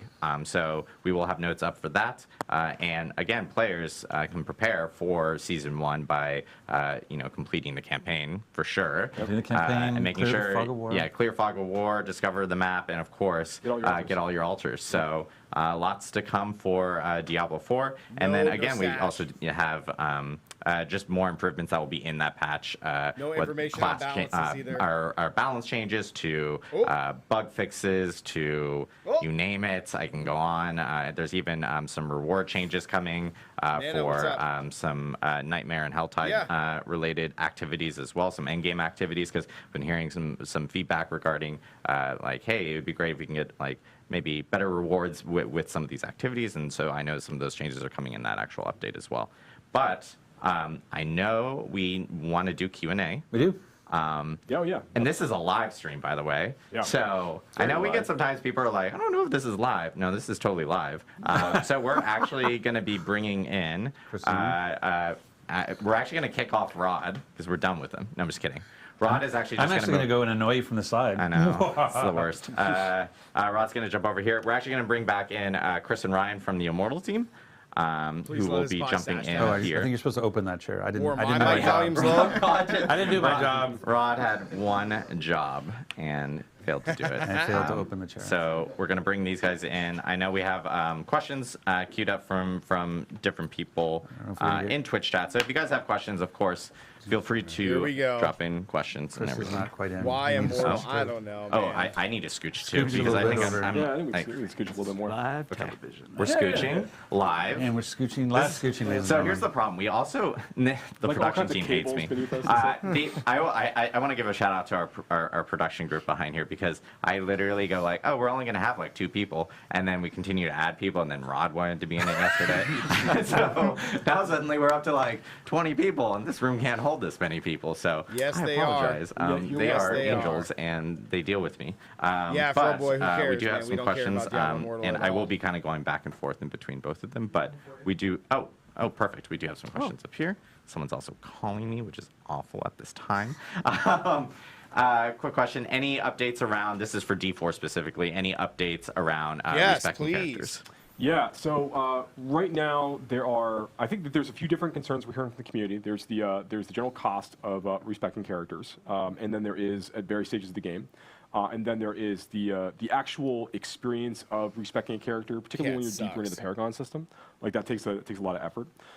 So we have longer-term plans on the user experience side, like on the menu side. Things we want to do to improve the flow of allowing players to respect their characters. These are things we're actively investigating. We have designs for things we're looking to add into seasons in the future, but we don't have a date that we're committing to today for that. And in terms of the actual price of that, we're evaluating things on like the gold economy, and we're taking a look at like what players are doing on a regular basis. We're not making any fundamental structural changes today at this time, but we are, because we're satisfied with where things feel like in the 1 to 50. One thing we will be adding though is as part of seasons, there is now a new reward that you can collect as you're going through the season journey at the end of each season, called the Scroll of Amnesia.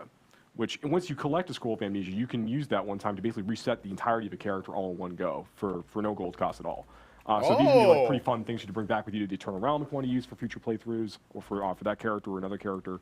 So we want to make sure that we're like slowly adding a few of these as the players progressing through the experience, kind of make that a little bit easier for players to go through. And that Scroll of Amnesia is everything.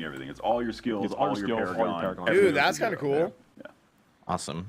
For Immortal, we have a question from, I'm reading everyone's names, 8 Mile. Nobody cares about Immortal.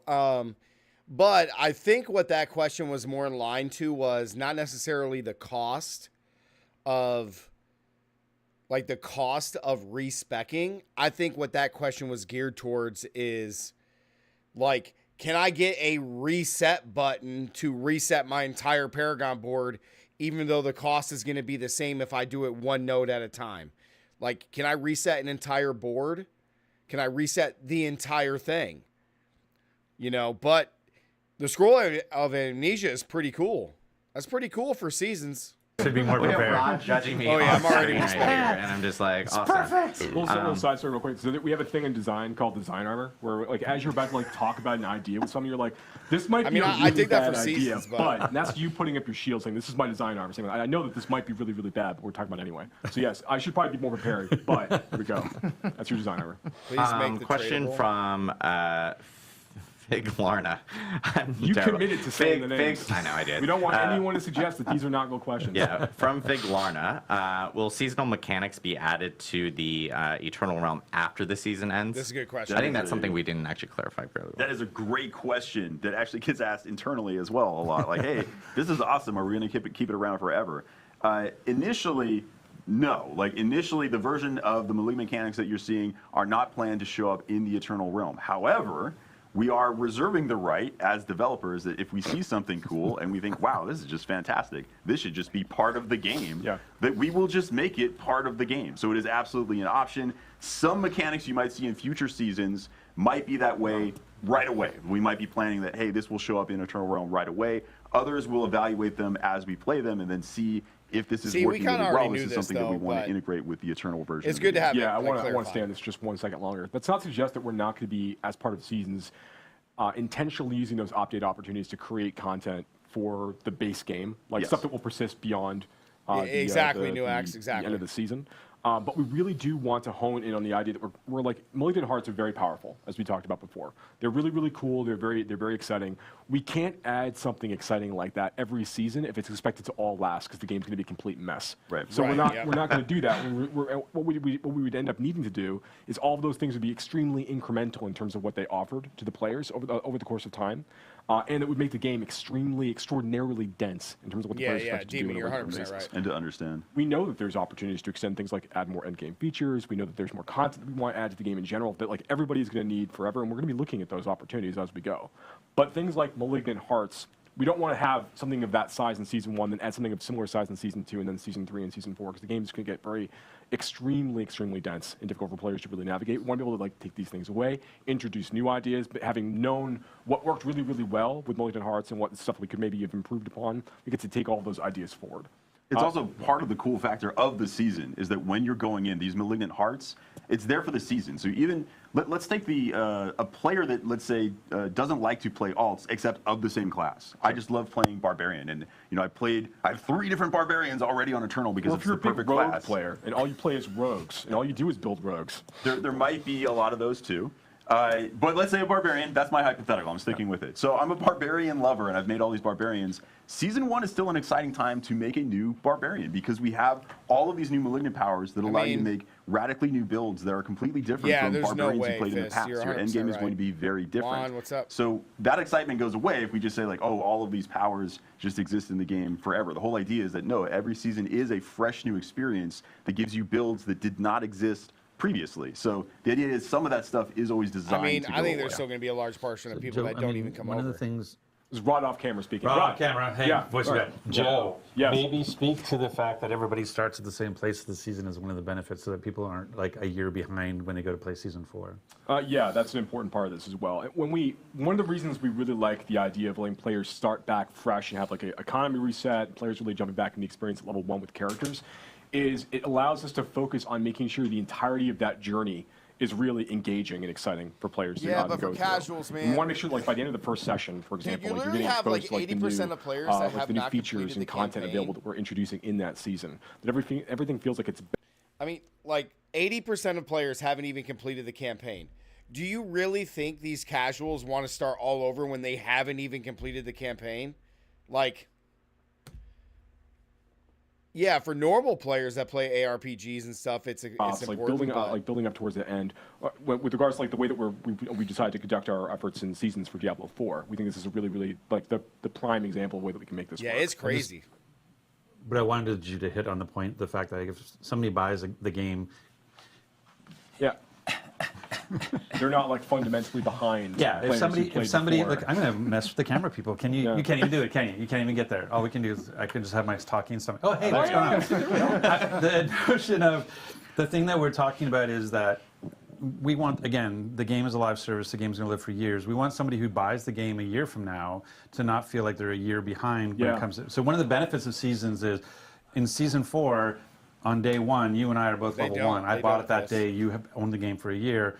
We're in the same place. We can play together and have fun together. And so as opposed to everybody from this moment on is now falling behind, seasons allows us to have that fresh start for everybody, right? Yeah, that's actually, I couldn't put it better myself. That serves as a really, really good opportunity for us to make sure the players have a starting point together when you want to come in a little bit but later I in don't the game think experience. new players that are going to be like playing the game a year from now, just now buying it, they're not even going to want to do seasons. They never experienced the game. So kind of going off script in a different way now. Is it like when you're playing seasons and you're playing Diablo 4, you're having a great time.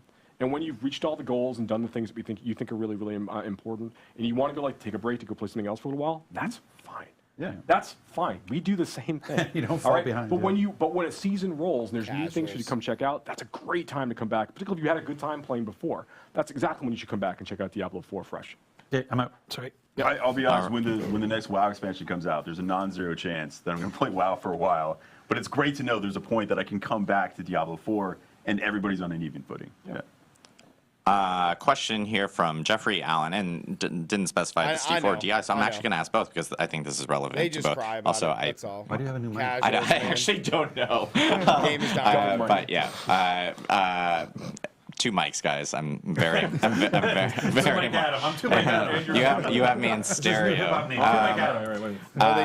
Can you say which cosmetics will be transferring between characters? So for instance, like for Diablo Immortal, we'll ask this specifically for Diablo Immortal, and then we'll talk about Diablo 4. But in regards to transferring cosmetics, like if you ended up. Yeah, Juan, so in just seasons, there's always going to be what's called a scroll of amnesia.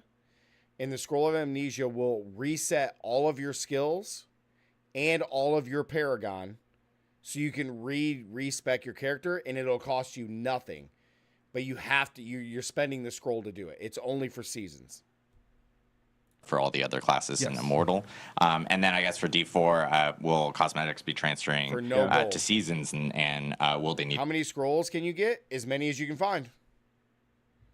As many as you can find, man. If you salvage specific... Whoa. Meet Grammarly Go. They're your go-to solution for get. They're a rare drop. A rare drop. Dungeons rather than just to the entrance. So this one I think is interesting because Nightmare it's we a obviously reward? I don't remember them incorporated saying the teleport here in 103. It was another thing that we had talked about where it was community feedback that we had gotten, and the no team stats, jumped on no it really stats quickly to implement it in a specific way. We have been seeing a lot of feedback in regards to players having to teleport outside of dungeons and kind of go through like a couple load screens. It was a quick, implementation from the team and everything. So I know it's something that we've been hearing from our side, and it's something that we're going to be looking at more here in the future for optimizing and making sure that we can implement and maybe in a better way from some of the features that we've been just kind of adding in really quickly. On Immortal, we have. Was there some sort of Castlevania inspiration with the Blood Knight? Looking very, very similar to some popular characters from that franchise. Very pretty vampire-ish people, but not vampires. I think we discovered Adam's kink, by the way.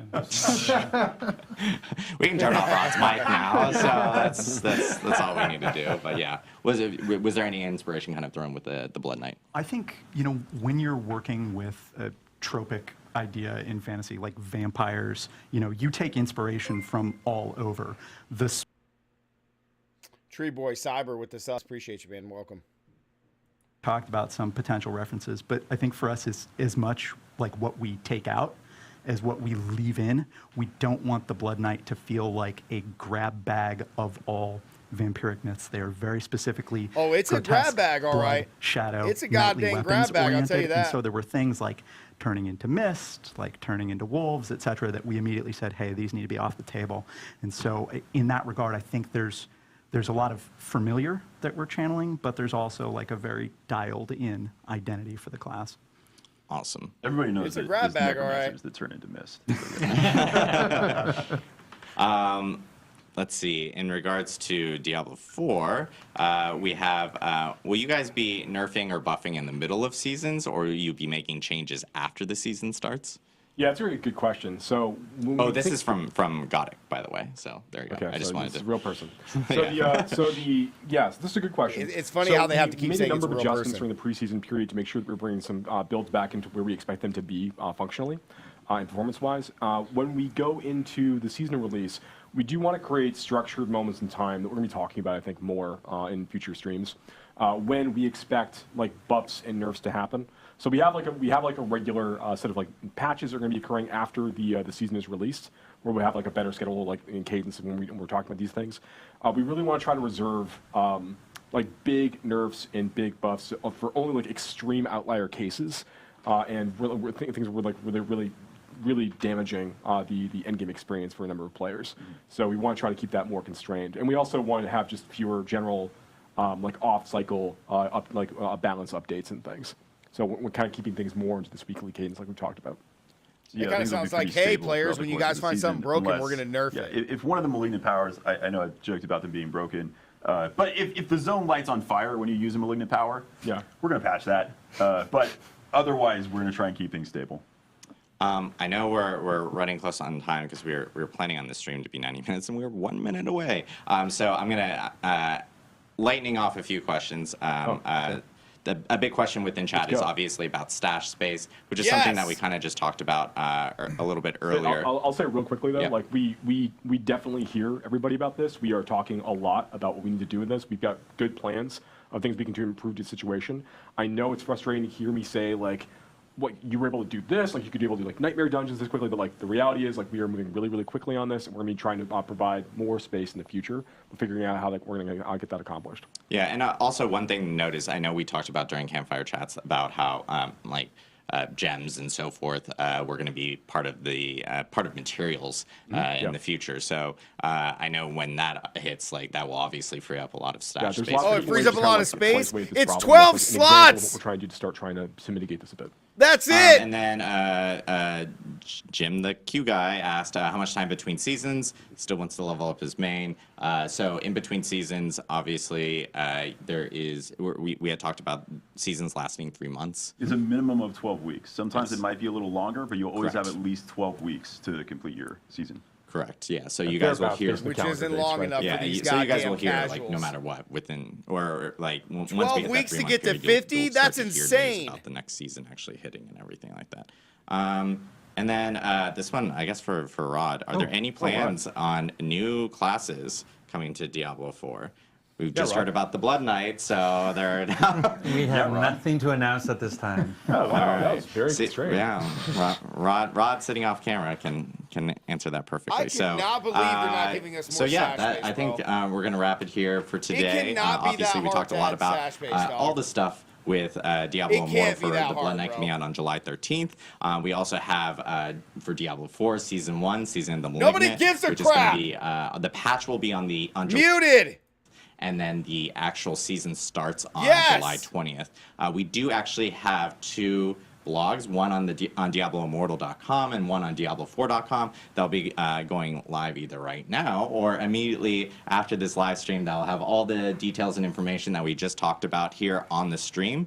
Yeah, lots of stuff coming up here for Diablo. Patch this afternoon. Oh yes, and there's a patch this afternoon. You'll be seeing. Oh, I forgot. That's what I have to do. Yeah, I'll be playing my sword tonight with the patch. Trying to get this out of it, afternoon, guys. man. I'm gonna give you remnants out of we will have a Helltides. patch. We'll have patch notes up on Diablo4.com. We have a patch article that will actually note, and we'll be updating people when that patch does hit. It is a client patch. It will require a download. It will be on all platforms. And yeah, lots of Diablo stuff coming up here in the next few weeks. Really excited. Happy Diablo family. Yeah. Tons of stuff coming up. I know we will be rating 2 Diablo content creators immediately after this stream. One on Twitch, which is Barricade, and the other one on YouTube, which is Killswitch. So make sure to tune into those Killswitch, guys. nice. Hey, at least we're and thank you supporting guys so YouTube. much. Thanks for tuning in to the Diablo Developer Update live stream. And from everyone here on the Diablo team, we hope you have a wonderful weekend. Thanks, everybody. Bye. Swear to God, they ever come at us with some more Diablo Immortal crap, I swear to God, boycott.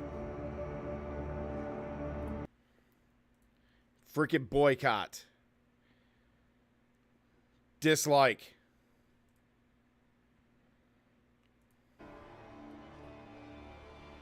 All right, guys, what does everybody think? What does everybody think about that dev stream? I got all the notes. I got all the notes.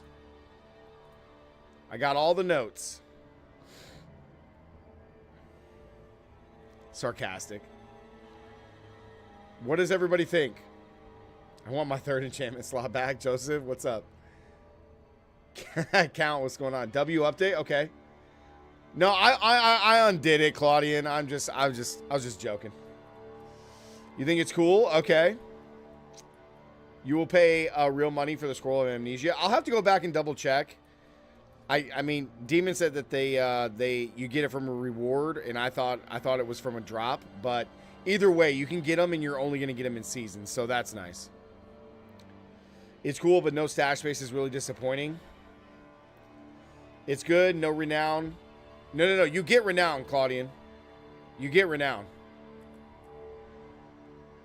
You get a bunch of renown, actually. You get a bunch of renown, actually. Upgrade world boss. Buff world boss. Joseph, upgrade world boss. You're disappointed they didn't say anything about nerfing barbs? I know. No, all renown does not carry over. Here, let me show you what carries over for renown, guys. No. So when you make your seasonal character, this is what renown is gonna transfer over. So when you look at your renown, you get 5 points for the area discovered. So in all 5 areas, you will get all the renown points for all the areas discovered. That'll transfer over. All the altars of Lilith, all 10 points per altar that you've gotten for all 5 zones, all that renown transfers over.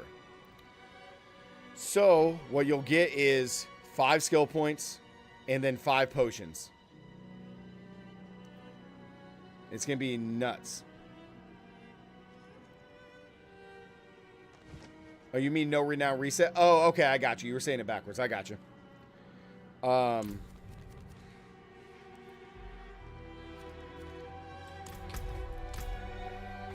So what do you guys think? Was it a dub? Was it a dub, season 1 dub or what? What do you guys think? 7 out of 9? What do you guys think about the Malignant stuff? W on season mechanics? Okay. You think it's good? All right. Clean up loot pool. Yeah, I mean, they better, like, in the patch, they better give us more stash space, bro. I don't know how, like, the way Joseph just made it sound was like it's just like impossible to add it. Like, it's just so hard. It's not that hard, bro. The new gem stuff looks sick incoming, less stash space, taking more spots. Well, yeah, that's the thing. Like, those hearts, where are the hearts going to go? Unless they're in your materials, they're going to take up more stash space. It's kind of meh, Taurus. You think it's meh?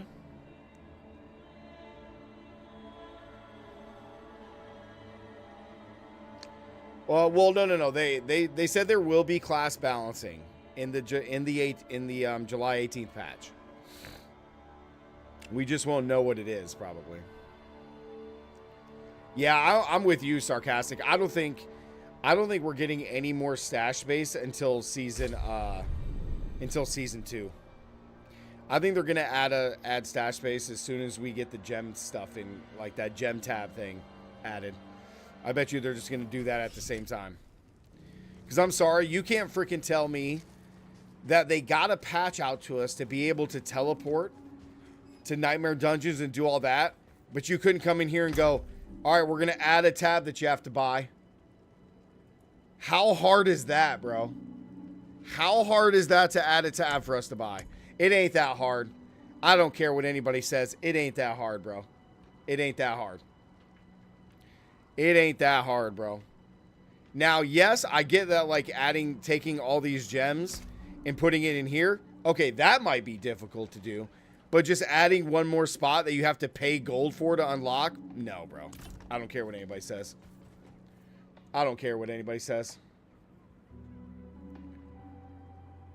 Yeah, Demon, I bet you're right, man. Ghosty, what's up, dude?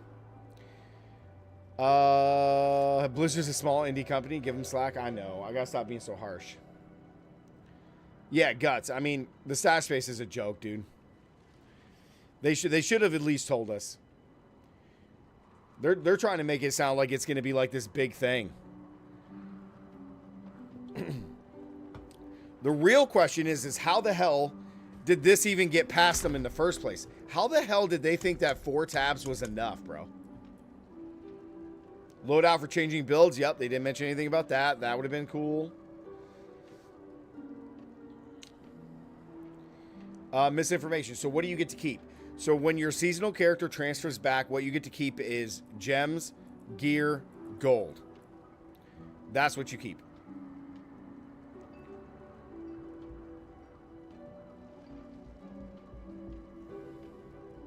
Oh, and then any aspects that they choose to add. Because during your seasonal journey, you'll find more codexes that you'll be able to keep. They said you'll be able to unlock new codexes that you'll be able to use for your characters. So if they allow those codexes to be transferred over for new powers, you'll have those too. Well, here's the thing. Look. So the stash is supposed to hold all your gear, all your gems, all your potions, all your sigils. Oh, wait. Now you have aspects that you can freaking just have here. Like, and 4 tabs is enough? Give me a break. There's no legendary gems yet, Joseph. There should have been a minimum of literally 12 tabs, bro. 12.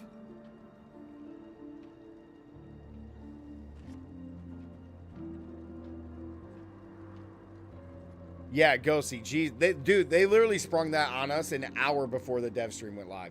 That's why they had to turn off their chat, because they were getting bashed so hard. They snuck that in there like people care about Diablo Immortal. Nobody gives a crap about that stupid game. Nobody gives 2 shits about Diablo Immortal and that pay-to-win bullcrap. Nobody cares. Nobody cares about Vampire Knight or whatever the hell it is. Nobody cares.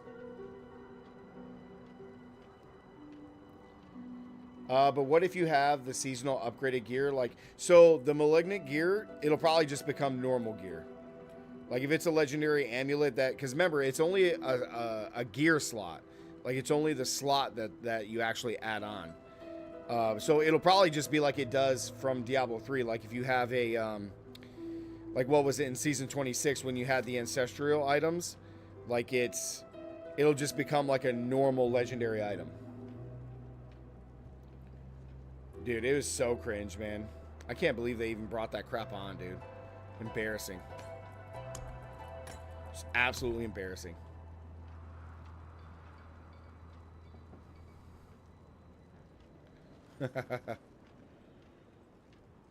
I mean, I really hope they add stash tabs at the start of Season 1. They really need to do it. They really need to do it.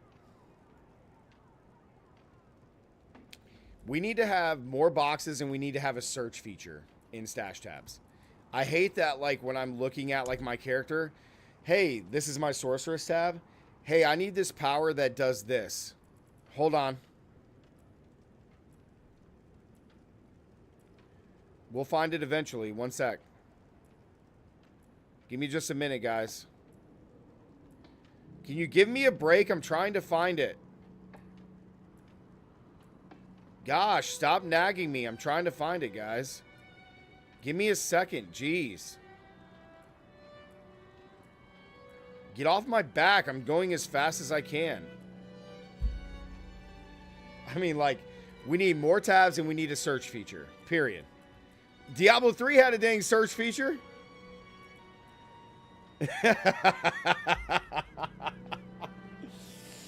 Oh my god. Yes, save builds, build loadouts. Gosh, man. Be patient. Yeah, like, get off my freaking back, guys. Chat, leave me alone. I'm trying to find this gear piece. Okay? It's going to make me do insane amounts of damage. All right, wait, hold on. I got to check my other tab. Hold on, hold on. It's here somewhere, I swear. I remember seeing it at some point. And then the meme pops up and goes, 10 million years later. Yep, even Last Epoch has a search feature. And that's where I get one shot to buy an elite. Dang right.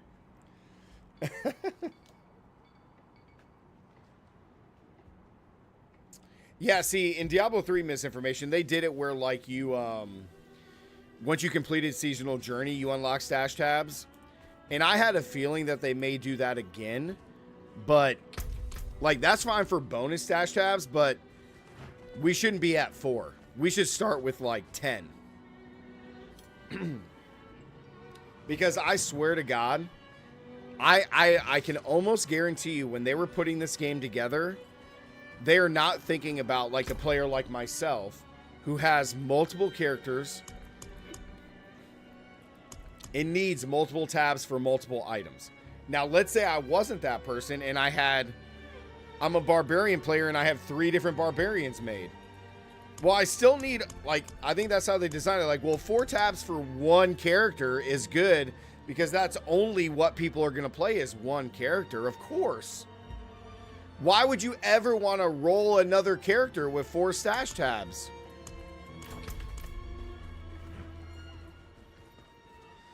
Does Season 1 sound like a W or an L storm? I think it's a W. I think it's a W. I like the Malignant stuff. I think that's cool. And having those hearts being able to be put into your amulet and your rings to do some crazy things to your builds. I think that's cool. Yeah, I think that's cool. But the biggest thing, I'll actually probably tell you guys, the biggest thing coming out of today's dev stream is probably the patch that we're getting today where Hell Tides now when you open up a chest have a chance to drop unique items. So whenever the hell that patch goes live, I am balls deep in Hell Tides. Balls deep. I'm going to swap to my sorceress, and I'm going balls deep in a Hell Tide tonight. Balls deep. Well, yeah, that's the other thing too, Guts, is like, You only have 10 slots. You only have 10 slots, right? Like you have, look at me. Look. I'm a content creator for Diablo. I have one of each character plus one hardcore character. You have 10 slots. I'd have to delete my hardcore character and make a mule for each character, and now all my slots are used up. Like, all my slots are used up.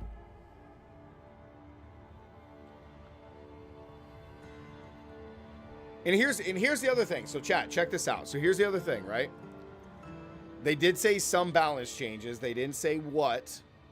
But let's say again, there's no balance changes to the classes. Like no skills get nerfed or buffed or otherwise. So let's say I wanted to play Barbarian for my Season 1 character. So that puts me at 7 slots. Okay, well, what if my Season 1 Barbarian, I get him to 100. Now I want to play another new character because a month into the season, they bring changes. So now I want to play a new class. Well, now I'm at 8 slots. Now I'm at 9 slots. Now I'm at 10 slots. All right, the season's done. All those characters go to the Eternal Realm. Well, sweet. All my slots are full. Oh, Season 2 is here? Crap, I have no slots. I'm going to have to delete characters. Because there's no rebirthing feature. So, like, eventually I'm just going to be like, well, bye-bye, Barbarian. Delete you, and then the one from the season will come over and take its slot. No, you got 10 slots. You get 10. That's it. Yeah, that'd be a good idea, Demon. But again, because everything comes back to the Eternal Realm, that's what's going to have to happen. So, like, if I make a druid on Season 1 and I get my druid to 100, when that druid comes back, well, why would I want to keep it? It takes up another slot. I just got to delete one or the other. You know? Yeah, eventually you're going to have to delete characters. You're just going to have to. Whereas, like, before, I mean, I guess it's not the biggest deal in the world, but before you were like, you could at least, you know, just like rebirth a character and just replay it. But it is what it is, man. It is what it is. Because here's the thing. This is what I'm concerned about as a creator. So, like, I already have 6 slots filled. If I make a new character for Season 1 and I go play, a month into the season, they're going to have changes. So now I'm going to want to play another character to experience those changes on a different class. I'm going to have to delete characters. Just like, all right, I got this character to 70. Did that, delete. You know what I mean? Yeah, Brian, you cannot rebirth a character.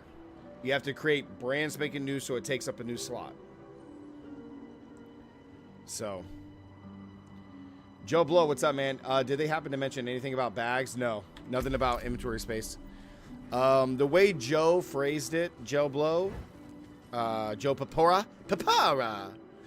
the way he phrased it is that it's too difficult to add stash spaces, so they can't do it at this time, is basically what he said. It was basically a big FU to the Diablo community, and he just said, suck it up, you're going to have to play with 4 tabs, is basically what he said.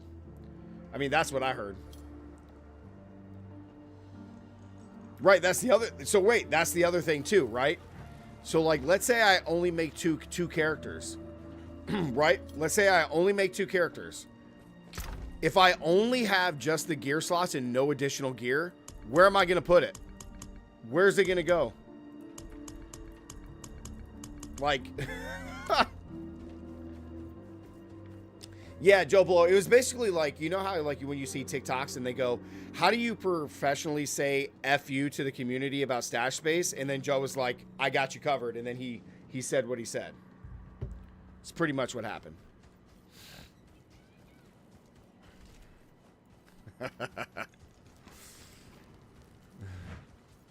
It's like, how do you professionally say F you about stash space? Hello.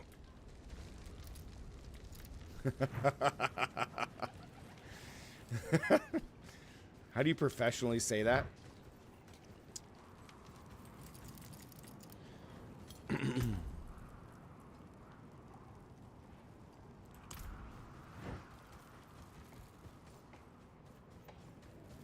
Dude, Guts, I'm telling you, when they end it, go back and look at it. He's like, yeah, we're really looking at some things, trying to figure out how to implement it and do all this. Yeah, okay. Yeah, okay. Demon, what am I re-rolling here? Am I re-rolling all stats?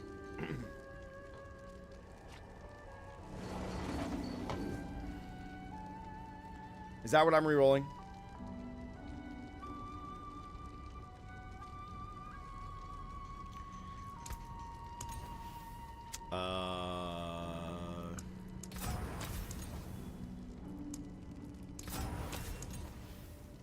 I don't even remember what I'm trying to re-roll for. Oh, I'm trying to re-roll for,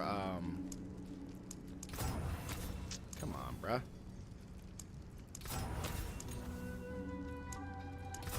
Alright, I guess we're having armor on here since we can't get, challenging shout. Oh, ground stomp. Alright, I'm done. No more re-rolling. Spent too much money.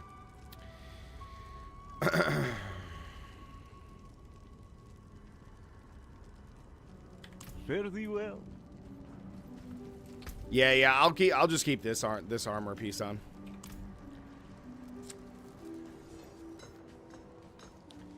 Adding a new tab takes 30 minutes of their time, literally.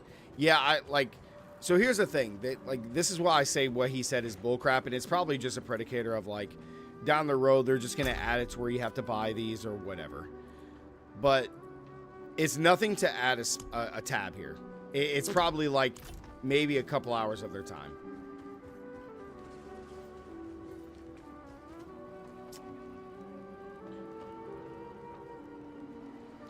No, Storm. I have all the notes for it. I can make this right now. Check it out. Hold up.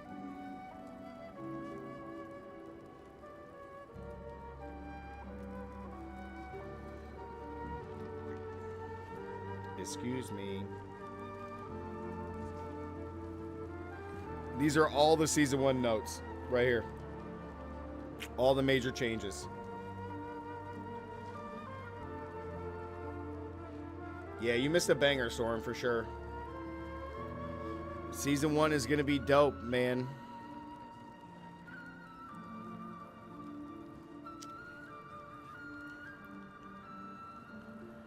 Season 1 is going to be dope.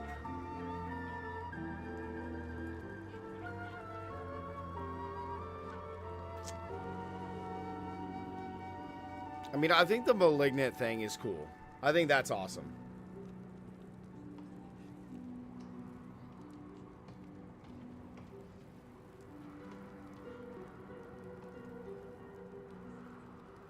No, you're good. Yeah, sarcastic. Even if you're an IT engineer, bro, I'm sorry. Adding a stash tab is super easy, dude.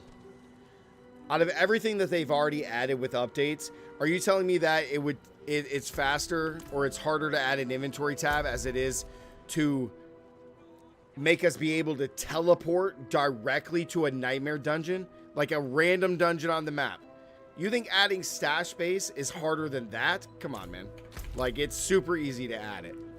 They're just being dicks. Okay? They're just being dicks.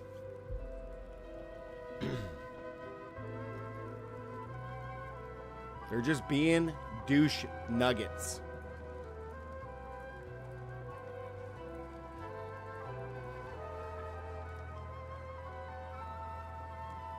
Oh, okay. I got you.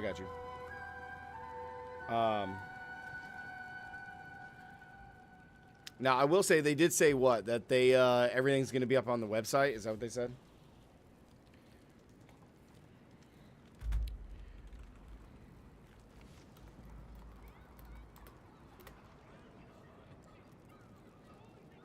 I don't even think these patch notes are even up yet.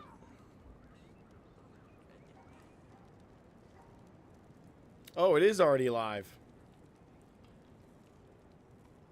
Oh, no, it's not there. Oh, here we go. We got it. So we could finish this right. We could do this right now, actually. Get this sludge out of here.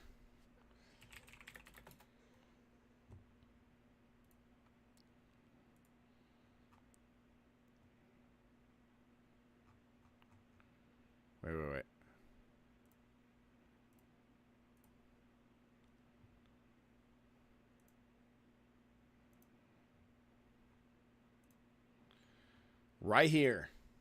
Right here, baby. All the patch notes. Everything's right here. Everything is right here, guys. I'll link this in chat if anybody wants to like be able to like really look at it, but can anyone name a game that was amazing and perfect at launch? Well, no, of course not.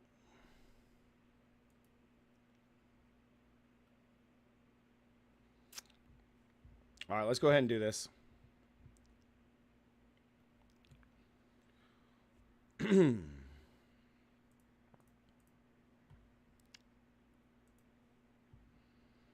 Fire, man. Absolute fire.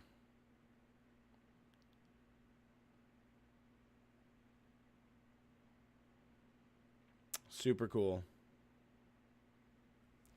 Super cool. Was it 4 mil for what to do gear grinding? Well, it depends on what level you need gear grinding, because the real gear grinding I only do is at like 70 plus. In that, I can't remember how much it costs. You'd have to look at it. Type exclamation point power level. Yeah, the patch today isn't out yet. The patch today, they said, is only going to be, it's going to be like some quality of life stuff, some bug stuff, but the biggest thing is the Helltide stuff today. So, let's go over this briefly. So, guys, we just finished the Diablo 4 dev stream for Season 1. And let me say, at first, it was a catastrophe by dropping a bomb on us about Diablo Immortal, which nobody cares about. But when they once, you know, what was it, 55 minutes went by of them talking about that, we finally got into Diablo 4 and all the content. So I wanted to go over everything. I made a whole list notes, but they got the patch notes out already. So let's go over everything that you guys need to know. If you didn't, were able to catch it out. Catch it out? Check it out. Corruption has fallen. It is the season of the Malignant, okay? This is the brand new season. It's going to start July 20th at 10 a.m. However, July 18th, a patch will be put in where you can download it. You're going to have to download it, and it'll have everything for the Diablo 20 or July 20th patch for the new season that will be updated. So let's go over everything that you guys are going to need to know. So the Malignant theme. So what the theme is there's Malignant monsters that are going to spawn, and when you kill them, it's only elite monsters. So only elite monsters have the chance to become Malignant monsters. They're basically stronger versions of the current monsters because they've been corrupted. Once you kill the monster, you're going to be able to see, they're going to drop Malignant hearts that fuel the beast, and you can convert them into build-altering powers, okay? So once you defeat a monster, it's going to drop the heart. You can transmute it into vengeance, and then you'll fight even stronger versions of them. So to do this, you're going to capture and perform a ritual with the Cage of Binding.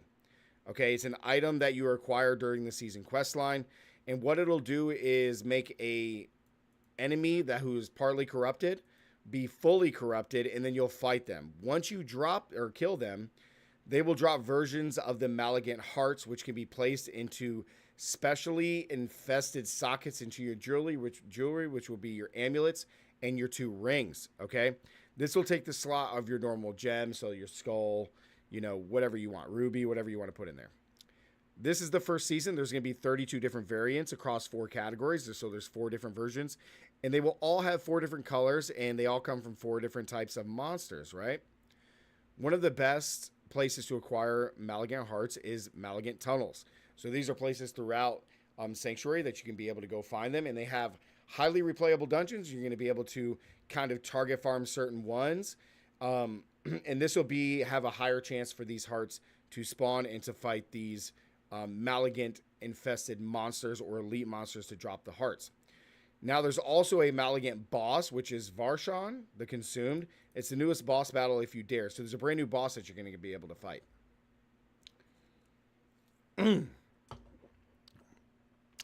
How seasonal characters work.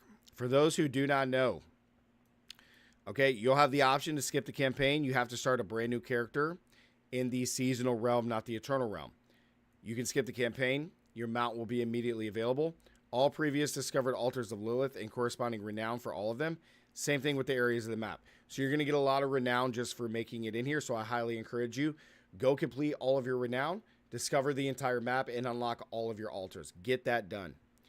Once the season ends, the character you made and his progress will be transferred to the Eternal Realm. Items you collect, including your seasonal stash, will be transferred too. You can take this character into Sanctuary whenever you please, but season-specific features like Malignant Hearts will no longer be accessible. So you're going to be able to keep all this stuff. So, hey, 4 stash tabs, you got enough space. I don't want to hear it. That's belief behind seasons. We don't care about that. Earn rewards with the seasonal journey and battle pass. This is actually really, really cool.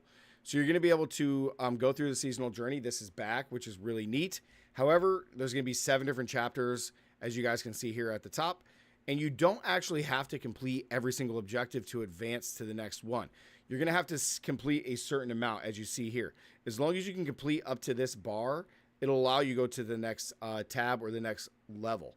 So what this allows you to do is to do certain things that you may not want to do. Like, for example, if you didn't want to complete a world event found on your map, you don't have to. You can complete different kinds of content in the ways you want. Or if you didn't want to complete a dungeon, which is silly, but if you didn't want to do that, you wouldn't have to, and you can still advance. It's actually really, really cool. Next is our the battle pass. This seems confusing to a lot of people, like initially, but you're still going to have your battle pass, which the free battle pass is if you don't purchase it, and then you have the additions if you do purchase it, and you'll be able to have access to everything, which is actually really, really cool. So, and this will be added as you complete your seasonal journey. You'll be able to go up tiers, which is really cool, just by completing stuff in the world, whether it's dungeons, killing monsters, etc. Next, you'll have, there's 63 premium tiers, 27 free tiers, 90 in total, which is kind of cool. Now, acquiring hellish new looks from the shop. If you guys are into the cosmetics, you can go buy new shops or new stuff, cosmetics from the shop when the season comes out. That's really, really cool. So yeah, that's about it. Now, when I go over and look at my notes, a few other things that I want to add, guys, is that today there is a patch today. There's a patch today that's going to come out, which has some small bug fixes, but more importantly, there is going to be a patch about how Helltides are going to be able to drop unique items. When you open up a Helltide chest, you're going to be able to you're gonna be able to have the chance, gotta say the chance, you're gonna be able to have the chance to get unique items. And if you're someone like me who has a level 100 sorcerer and still has not found the gosh darn remnants chest piece, now I'm gonna find it, and I'm gonna find it tonight, let me tell you. So yeah, that's huge today. Then you got the Malignant season, which is awesome. You got the mechanics, the powers. There's 3 different, all the different colors. The July update, seasonal journey is here, 7 chapters. We went over that.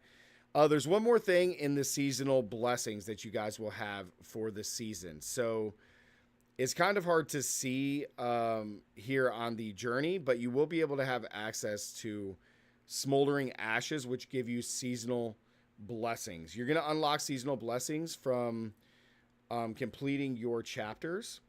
So when you're coming through and you're completing chapters here are on your battle pass, you'll unlock smoldering ashes, which you can use for your seasonal blessings, as you guys see here.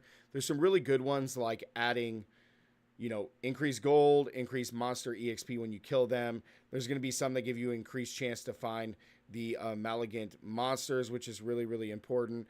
There's one right here with the fist where you can get higher level salvaging rewards when you salvage. Then there's some where you get an increased gold amount when you sell to the vendors, which is really, really cool. So also, one other thing that's huge to note here, guys, is that in the season, because this is a huge question, is that there will be Scrolls of Amnesia. Scrolls of Amnesia reset all of your skills and your Paragon. So this resets everything in your board as well as your skills, and it costs you nothing. No gold to do this, but you have to get a Scroll of Amnesia, which is only accessible in seasons. Okay, so this is very, very important. One thing I do want to mention about the Renown transferring over, which may not have been disclosed. when you are looking at your seasonal renown, how this is going to work is you are going to have access to your renown. So for example, areas discovered in Altars of Lilith, these points will be added over. So if you have, let's say I have 28 altars here in Fractured Peaks, that's 10 apiece, that's 280 points. Those 280 renown points are going to carry over into your seasonal character, which is amazing.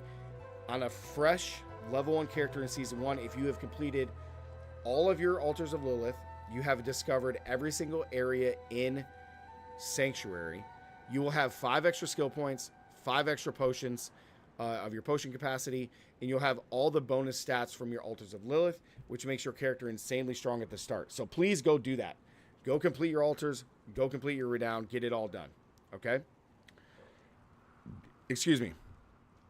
Outside of that, that is the last bit of the season. It's an absolute banger. It's really, really cool. I think the season of the Malignant is really interesting. And a lot of these powers that you're going to be able to get from the 32 different hearts are going to be really, really strong to like just take your builds over the top. So, and since there's different levels of these, you're going to be able to salvage them and you're going to be able to make new hearts and all these things, which is really, really cool. So, yeah, guys, that is the new Season 1 update. The Season of the Corruption, Season of the Malignant Monsters, or Maligants into Vengeance, whatever it is. There's an announcement trailer there if you guys want to check that out. But, yeah, that's the season, guys. Like the video. Comment down below what do you guys think. Make sure to sub if you guys are new. And as always, stay gaming. I'll catch you guys in the next one. Peace. Really, really fun, man. Really, really fun. Excellent. I'm going to have to read through all of this tonight. Absolutely, man. Absolutely. Only war? What's up, Hive Mind? Welcome back, dude. Okay, guys, so we have about an hour and a half left in the stream, okay? And then I have to go. So what I would like to do, if there is people that could come help me, which would be awesome. Otherwise, I can just run them solo. But if someone could come help me so we could run higher Nightmare Dungeons so I can get more XP, I want to level Territorial to 15 and get Exploit to 15. And then I think I have one more I actually need to do. Let me look. Let me just, because I got to go to my Whirlwind. Yeah, I think I have, it's one of these. Maybe it's Executioner or Might. I think it might be Marshall or Imbiter. Yeah, I think it's Imbiter. So, yeah, man, come on in. So, yeah, if we can do some higher levels, that would be really, really sweet. It is, Season 1 is January 20th, Hive Mind, so you got exactly 2 weeks from today. So, it looks like on Thursdays, man. It looks like Thursdays.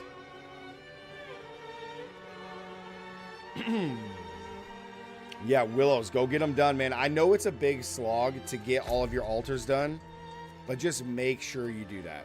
Make sure you do that, okay? Like, make sure you get it done. Well, like, if you have room, I would love to finish those 4 levels for my rogue. Yeah, we're just doing Nightmare Dungeons. I don't know, because I'm only going to be on Hive Mind till 5:30 today. But tomorrow night, guaranteed, we can get those done. Because I don't know if we'll be able to get 4 levels in the hour and a half. We can try. We can definitely try. If you're on, come on. Come on in. We got Storm in here. Demon, are you getting on or no? I don't know if Demon's getting on or not.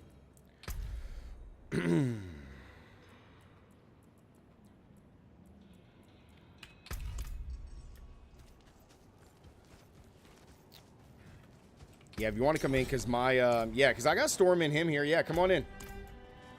New axe, no problems, dude. Yeah, Hive Mind, are you on? You're not even on. So let's see, they're 90s, so we can probably do, I don't want to do Lightning Storm. This one might actually be good. Enchanted. Yeah, we're going to do this one. Yeah, Albs, what's up, dude? Welcome back. Yeah, July 20th. Hivemind, yeah, if you want to get on Hivemind, come join us. Yeah, no worries. We got an hour and a half. And then I must go. I must go. Be a nice little, like, almost 4-hour stream. Be pretty good.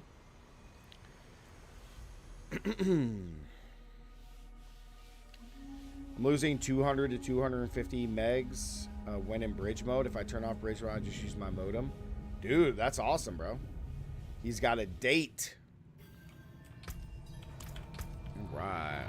So, guys, we're only doing a 36, which should be pretty solid. With both the 90s on the team, we should be able to get through this pretty quick. We should be able to just speed farm this pretty good. Brian and Storm, we're going to reset this one. So just teleport to me when you're ready.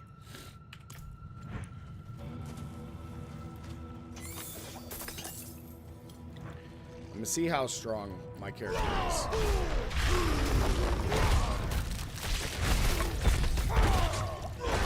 Ooh. Oh my god, we're strong.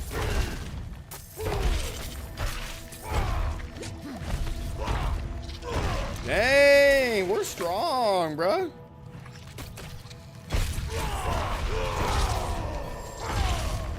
Hey, we can actually contribute. Oh boy. And I'm dead. I got permastun.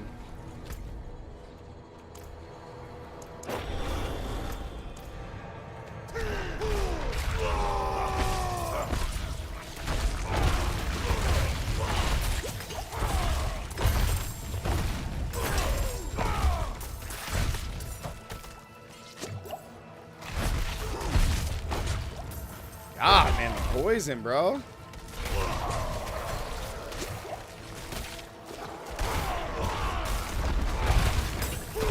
Just hit for 3 million, though.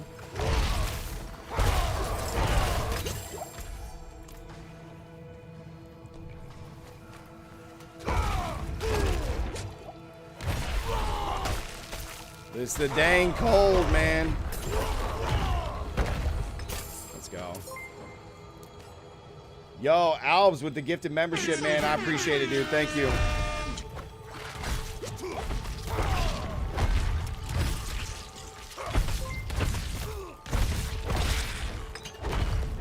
We just hit for 1,000,001.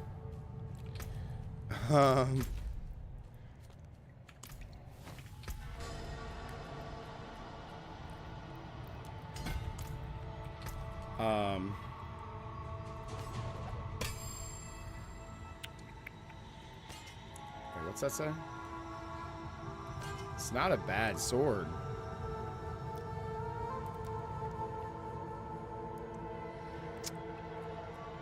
Ooh, man. That's actually not a bad sword. You're on? Okay.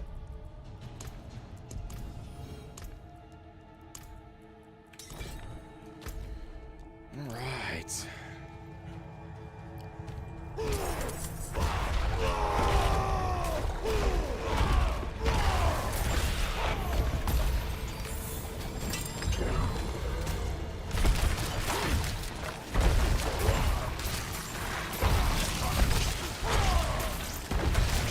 I know Storm knows how to do this. Brian, do you remember how to do this? Because I'm going to try to swap it back between you and Storm so I can upgrade my glyphs each run.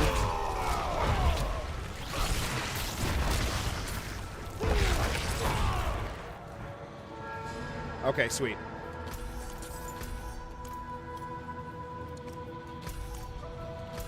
All right, so I'm going to pass this to Brian this time. Or I'm going to pass it to Storm this time.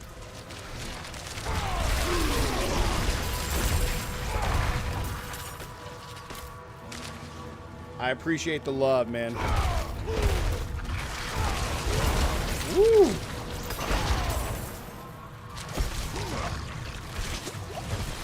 Oh, that's gonna hurt. Can't see. Alright, Storm. Nope. Yes, I appreciate it, Alps. Thank you so much. Alright, guys, let's go kill the boss. Razor plate, nice.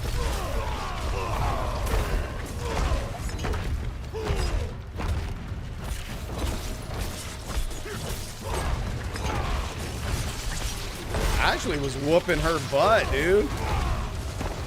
Oh my god.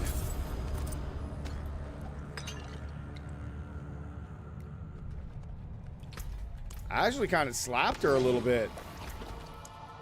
74 EXP, nice. Okay, that's not bad. Whew. Just saw an email afterward. Didn't see it in chat. Not sure who gifted it. Yeah, it was, what, yesterday or something like that?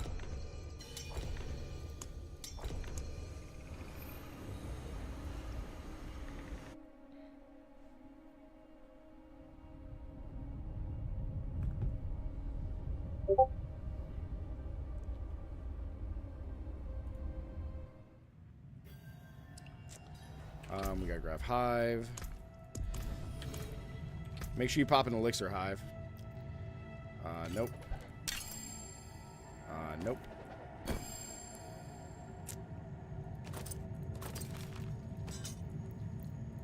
Okay, what's this?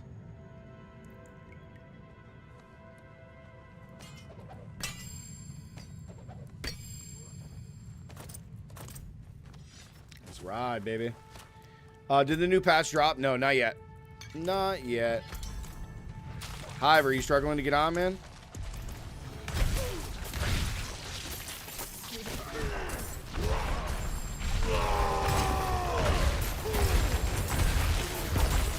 Hive, you struggle. Like, your internet's all kind of jacked up, isn't it?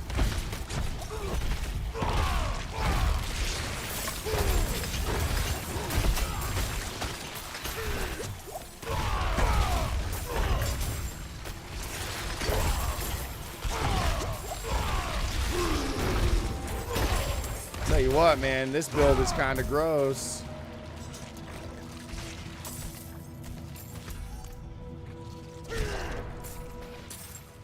Slowest kills.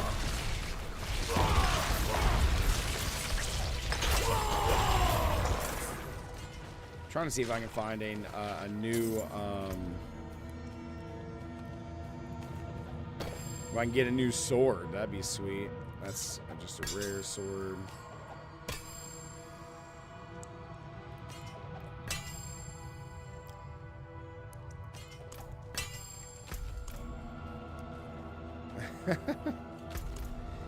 No, Axe, it hasn't dropped yet. It has not dropped yet.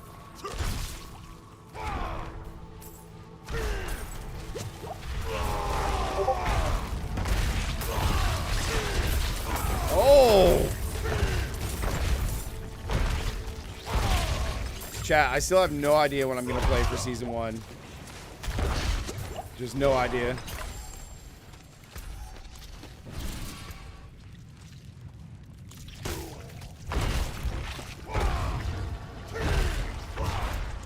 Not a clue. Dang, the Barbarian hits hard. Yeah, I'm only level 76.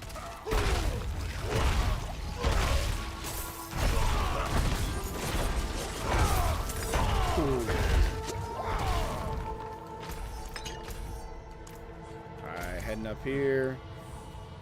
So, so Storm, you're gonna pass it to Brian, okay? You'll be passing it to Brian. I just hit for 2 million. This is Hoda, by the way, guys. 2 million again.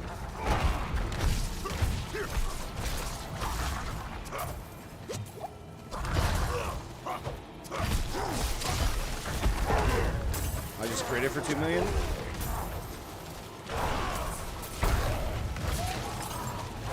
Build silly.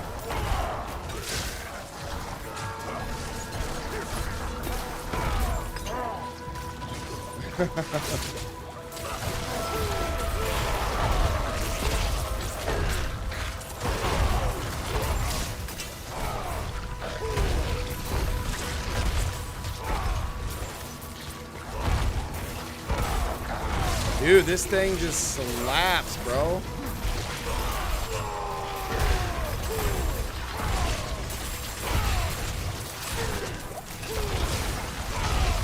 Jeez, Hoda hits hard, man.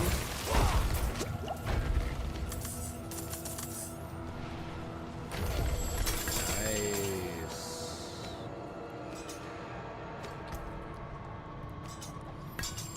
All right, so, yeah. So, if you pass, yep, Brian leaves. Okay, let's go kill the boss. Nice.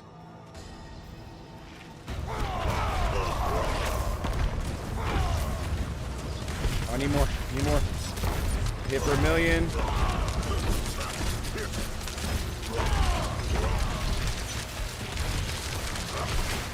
Ow. I'm stunned. Nice. Ranks of upheaval. That's kind of cool, I guess.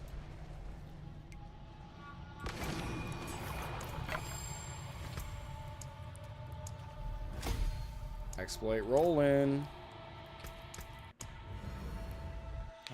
Yeah, the Barbarian. This is Hoda, man. I'll have a video for this shortly. Super strong. All right, Brian, you should be able to just invite us again. Weak.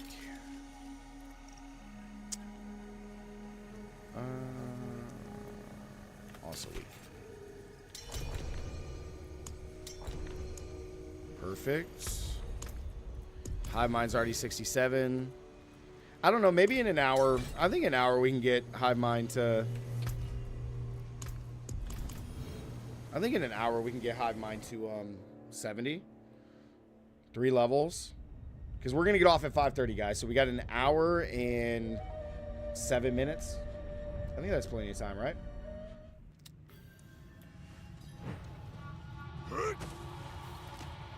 This build's going to do so much more damage once I get these 2 nodes up. You're already halfway to 68. Oh, yeah. I mean, I am flexing right now. Hard. Just hit for 3 million, dude, at 76. Oh, my God. Oh, that's kind of cool. It's not bad. You're already halfway to 68. That's insane.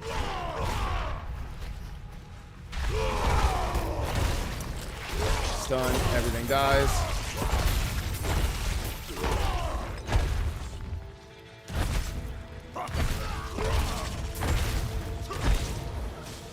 Don't worry, guys, I can take a row by myself.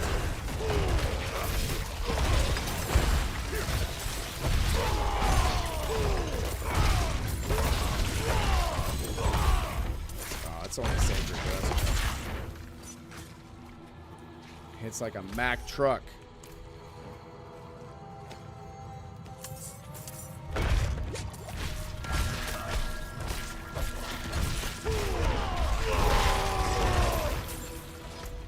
Come on down, baby.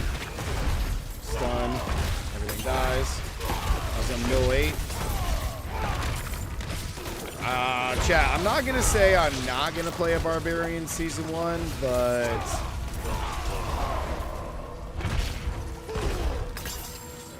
those lurkers need to just back up.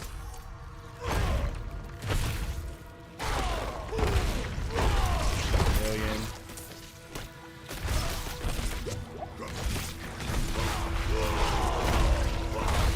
God, dude. Just smash mouth.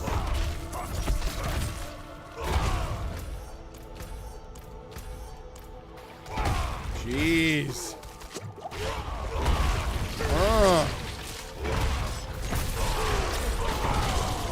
You kidding me?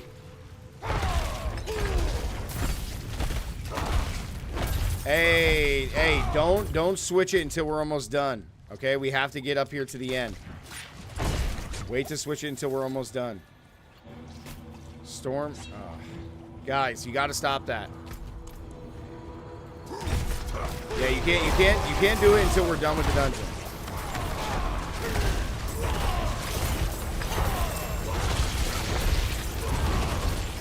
So, like, you don't switch it until we get all the way to the boss chamber. You don't switch it. Do I play much Barb in Diablo 3? I played some, not much. I played enough to like make builds and stuff, and I played Hoda, but Hoda's a little rough without the power from season 27.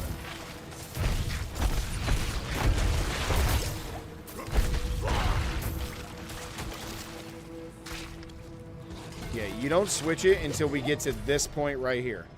You do not switch it till we get to this point here.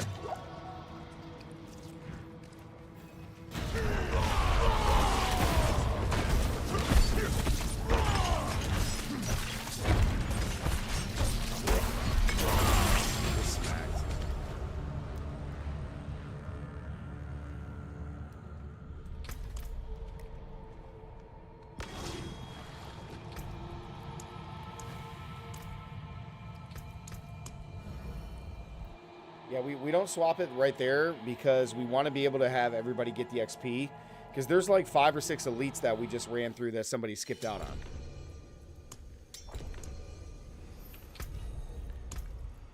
So we want to make sure that we have everybody in here for that. Oh, there's Brian.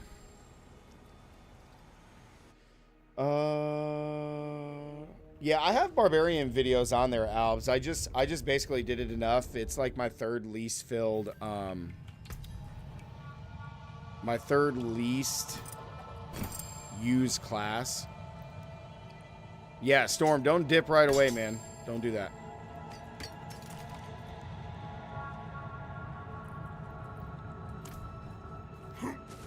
Wait until we finish the dungeon and get up to the boss.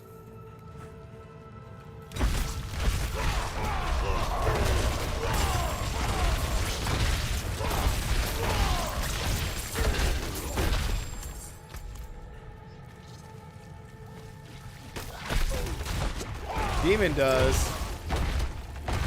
Demon, you can come in, man. It doesn't matter.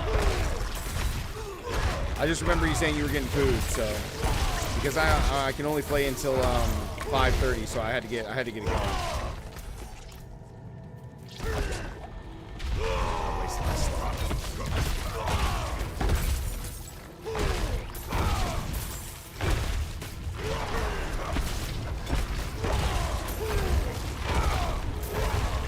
Hit him for 3.3 million.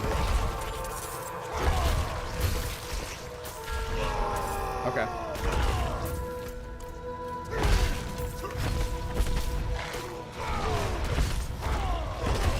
Oh, I just hit him for 5 million, dude. I just hit that guy for 5 million. I'm gonna die.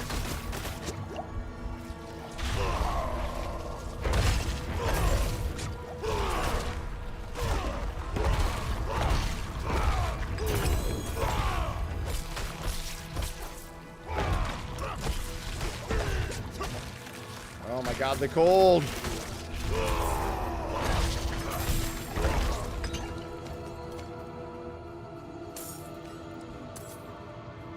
I still need to play some Barb in Witch Doctor and Diablo 3. Yeah, they're okay. Witch Doctor I wish was better, but Spear Barrage is fun. The chicken build is fun.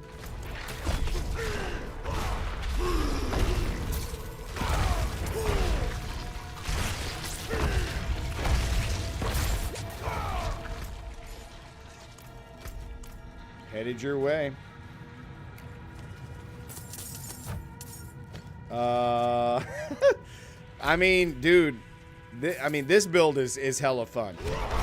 I can't wait to get it. I need to get the glyphs upgraded to 15 and then really see how powerful this is going to be. But I mean, I'm already like right there. I just did a crit for 5 million.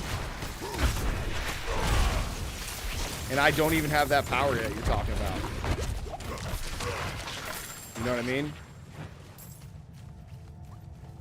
We just need to get a Sork and Necro into the mix.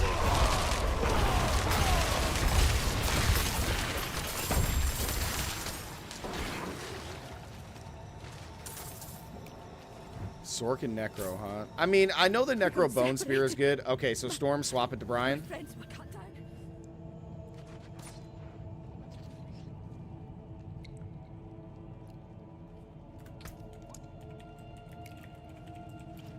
All right, then Brian leaves. Hold on, I'll check in just a sec. All right, sweet. Let's go kill the boss.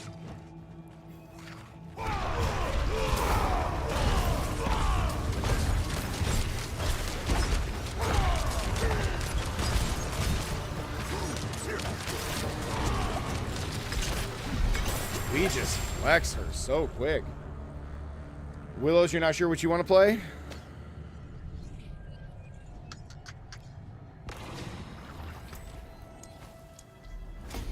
Okay, we're getting this done quick.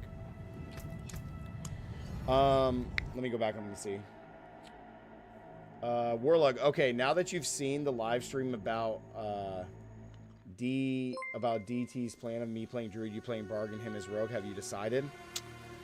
Ah, man, I don't know.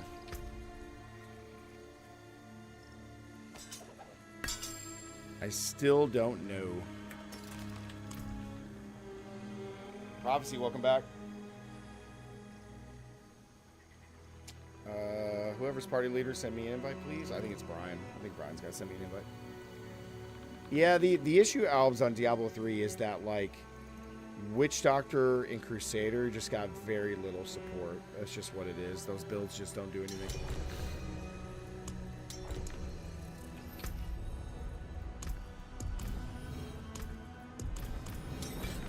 That's the issue.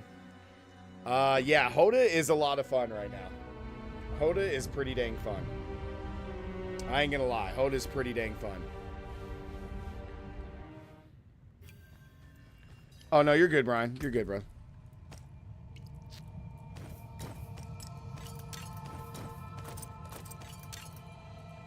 You're good.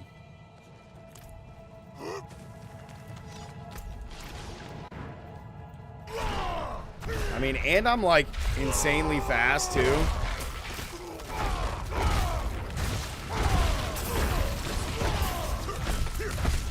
I mean, I'm kind of digging it. I ain't gonna lie. Hoda is pretty fun. I mean, I will be testing Whirlwind after this, but... Oh, crap.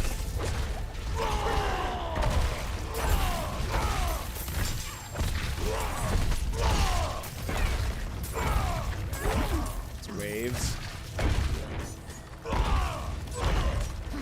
It is definitely... I will say this, though. As much as I'm digging the Hoda build at the moment, I can tell you this, I 100% will not be playing Necromancer for season start. And after I was thinking about it today, I don't think I'm going to play Sorcerer. So that literally leaves Barbarian, Rogue, or Druid. I don't want to play Sorc again, if I'm being honest.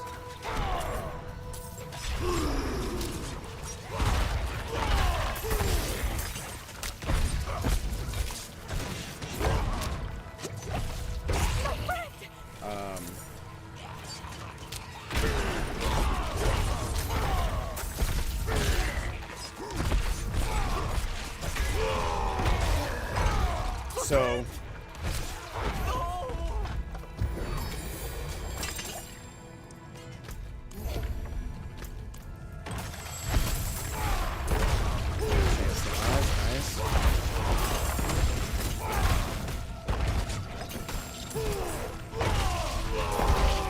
I mean, this is insane. Like, I'm just like clapping 90s, dude. DT's plan of us switching starters is a good idea. Yeah, yeah, to like mix it up.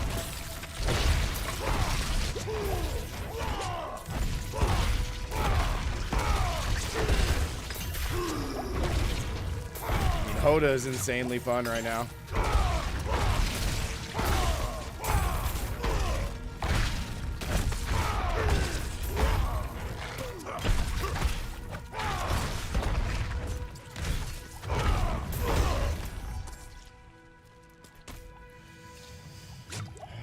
Yeah, I mean, it's been like that forever, Albs. It's been like that for like many, many seasons in Diablo 3.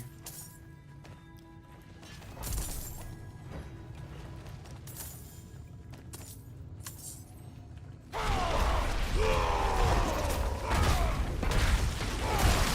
nice. Oh, that was awesome.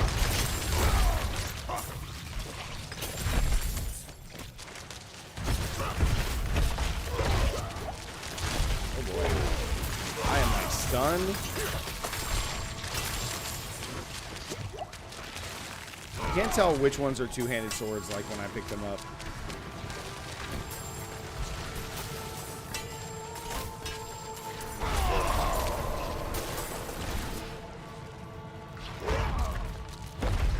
Oh, really? Swift. All right, Brian, swap it to Storm, please.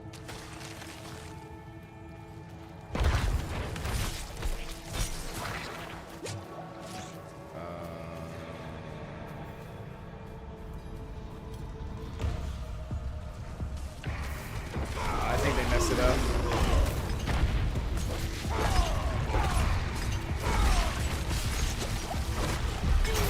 Yeah, I think it just got messed up.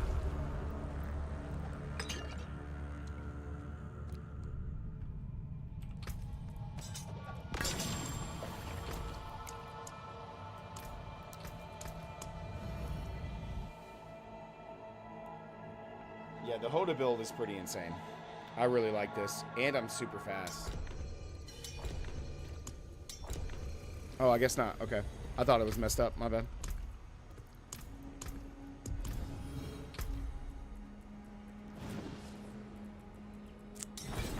Oh, Brian's in.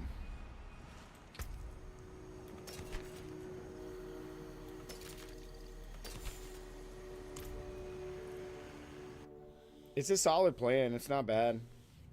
Yeah, but I thought DT, like, he, like, back-ended it with, like, he didn't want to, he also didn't want to,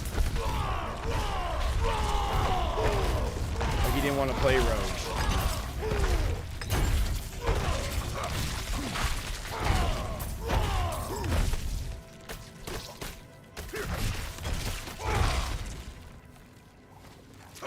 Oh, he would do it for the plan? Okay, gotcha.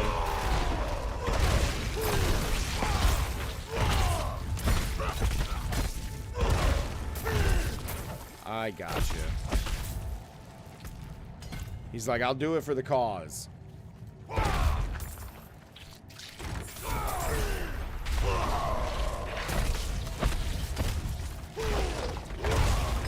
Just evaporate all of them.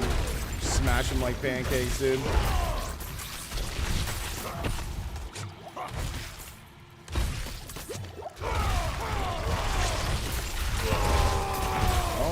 God, dude, this build is nuts. Oh,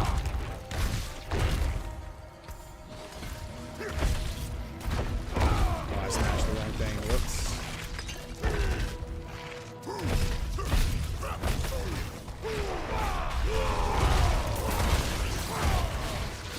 Oh, dude. This build is nutty.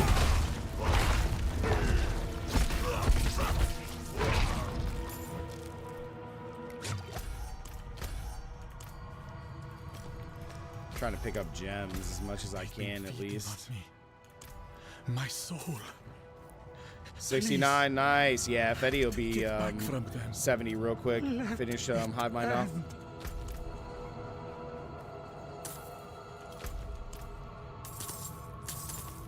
Running low on gems. Oh, what are these elites doing here?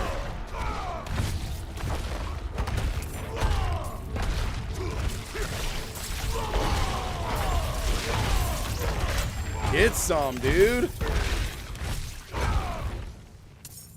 Kingslayer, that sounds like a two-handed sword. Dang.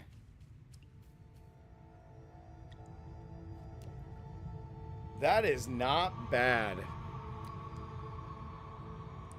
We would just need to switch. Yeah, we would literally just need to swap overpower damage for crit strike damage. I think that's better than this one. Yeah, oh yeah. Get that out of here.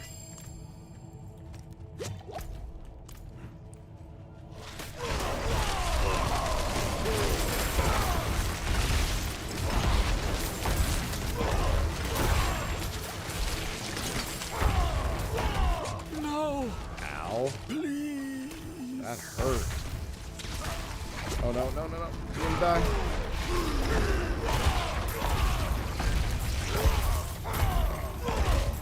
Who died right there? Who died?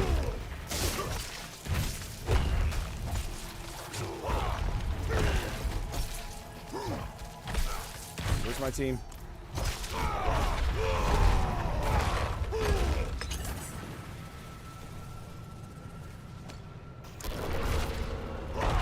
Thank you. I think DT, he wants to play Druid again, doesn't he?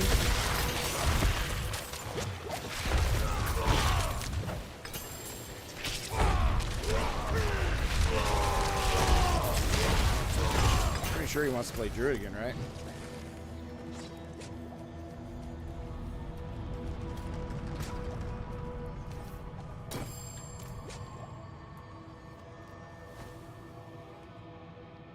Nice, let's do it.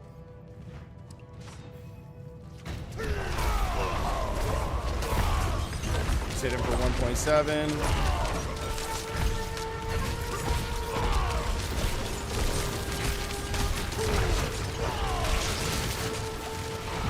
Dang, dude, this guy gets smoked. Oh, he gets smoked.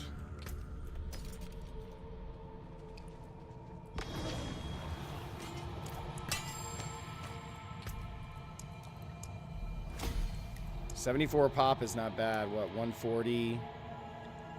Oh, so it'll take 3 to level that one up? Okay. That's alright.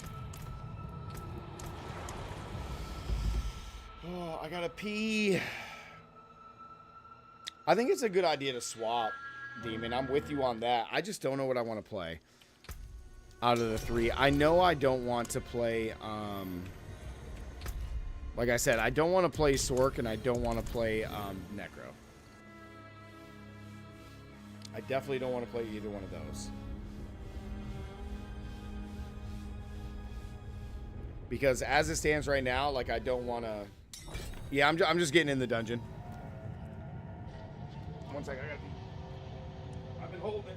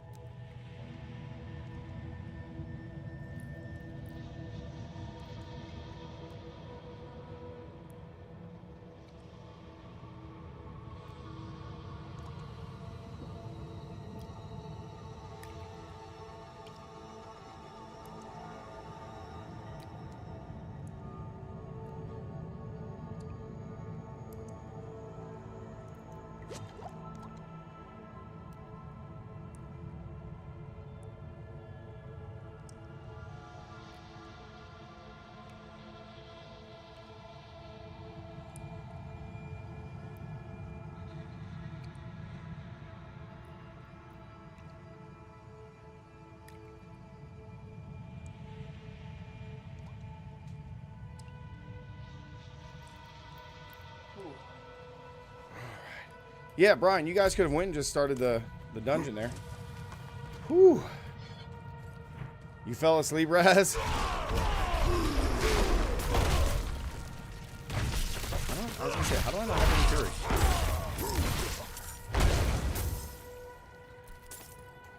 Oh, Brian must be doing something.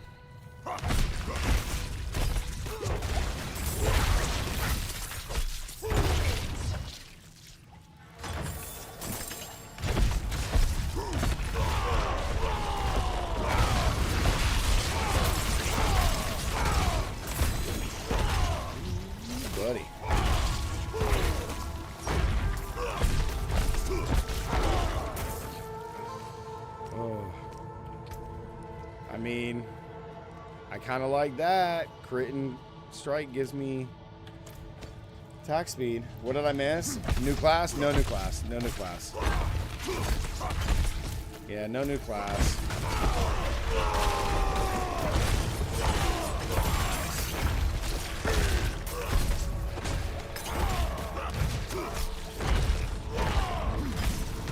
I almost want to try that thing when I smash somebody with a core skill.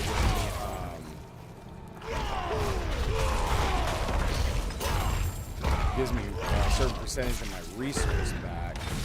No, you're good. Ow. He throws me. Really? Thank you. Just hit him for 5 million. Yeah, you did miss some good stuff. You did miss some good stuff.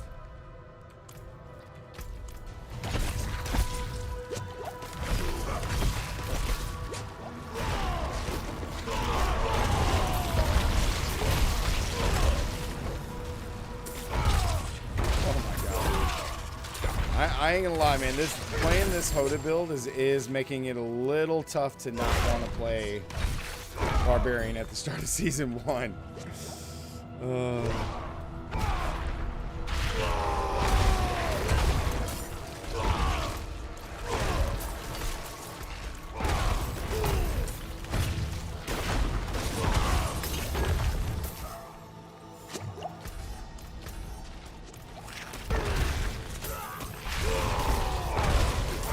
Dude, this build is just silly, man.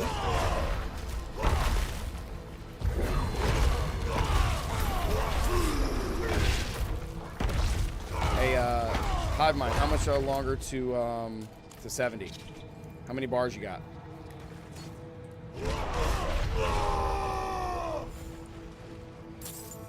I ain't gonna lie, man. I know Whirlwind. You're at 70. You're at 75%. I know Whirlwind's gonna be awesome, but this is pretty insane. Oh, nice. So you're almost there. Okay, cool. Didn't take us long at all to get you those 3 levels. Oh my god, I just hit him for 2.5 million and just obliterated him.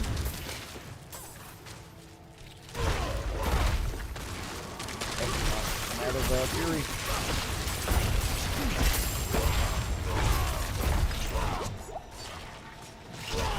By the way, Storm, Brian, thanks for helping me with this, by the way, guys. Thank you.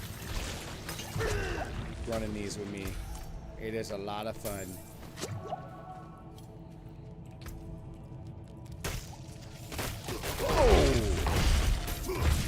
Oh! Who are we waiting on to leave? Who passed? Okay, there we go.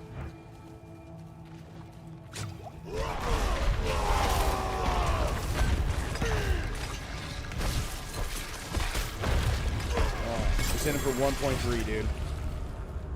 Lich Blade. Oh, that's kind of nice. Man, I'm gonna have to go back to town.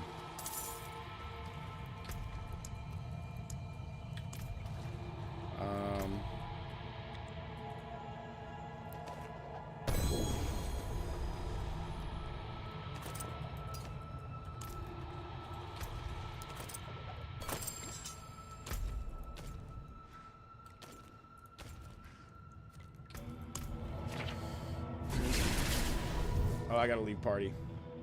Yeah, no problem, Brian. Yeah, Raze, you did miss a lot of good stuff. I feel much better, Nova. I was holding that in.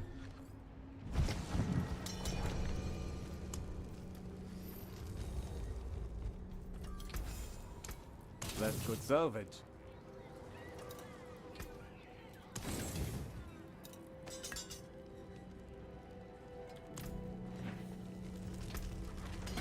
Ooh, gosh, man. Whew.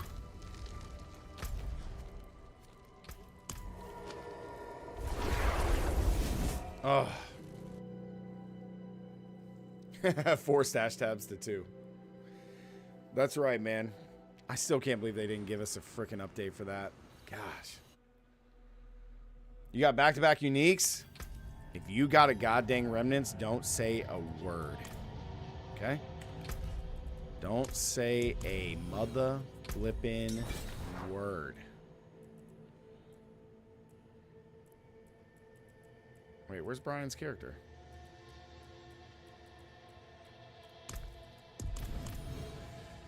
Let's run it, Storm. This should be the run that gets him to 70. And then Hive Mind can bounce out and we can bring Demon in.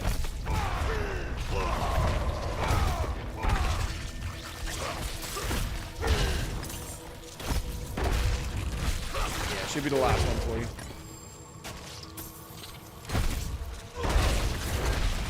Then the Boom Demon in to finish up. Smash mouth, dude. Okay, that's the entrance there.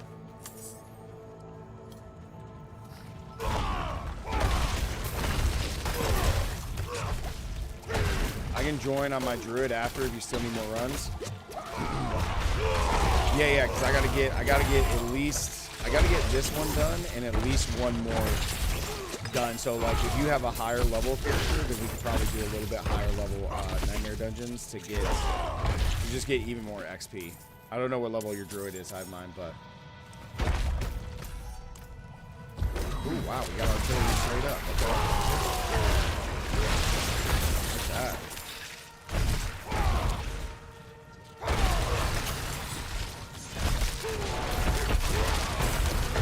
Nice sword refresh 7. Did you see the Hellrider skin for the mount? Yeah, it's pretty awesome. However, I probably won't spend probably any money on the.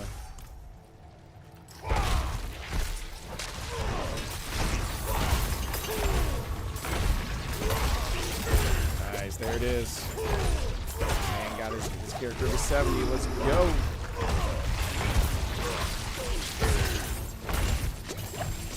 I'm having way too much fun with this Barbarian.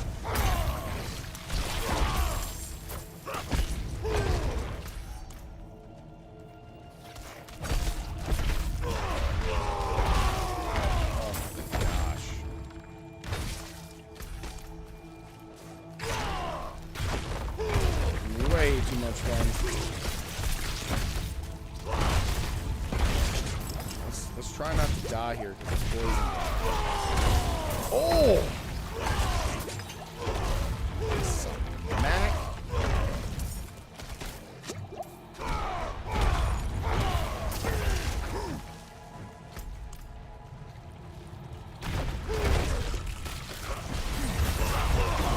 I'm 78. Gained 3 levels.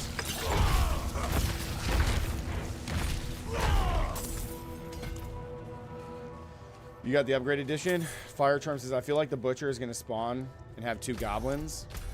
There was like some place where people were saying there was a place where you could get 3 goblins in some place or something. I don't know. I can't remember what it was. It was something.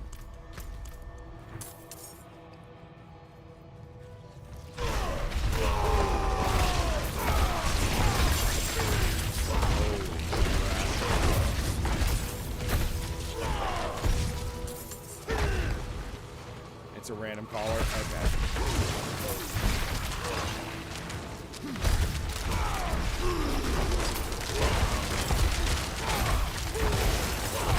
God, dude. Build is amazing, man.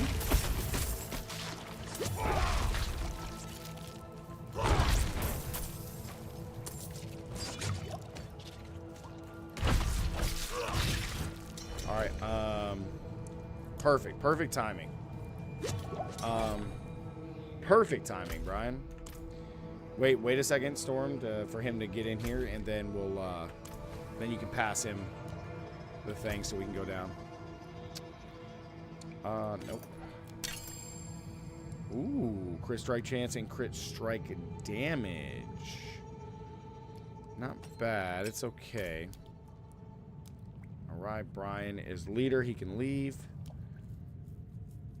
No, Storm, you got it. You're good.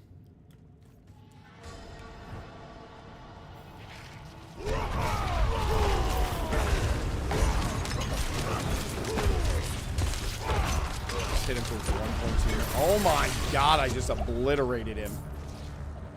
Oh! Oh, baby! That's the unique we needed.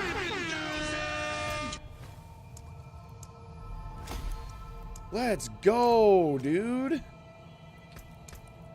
Let's go, baby.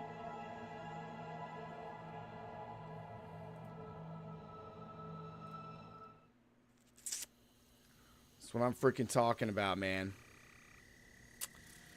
That's what I'm freaking talking about, dude. However, there's one negative, guys. There's one negative to this. It says +3 ranks to Whirlwind. It says +3 ranks to Whirlwind.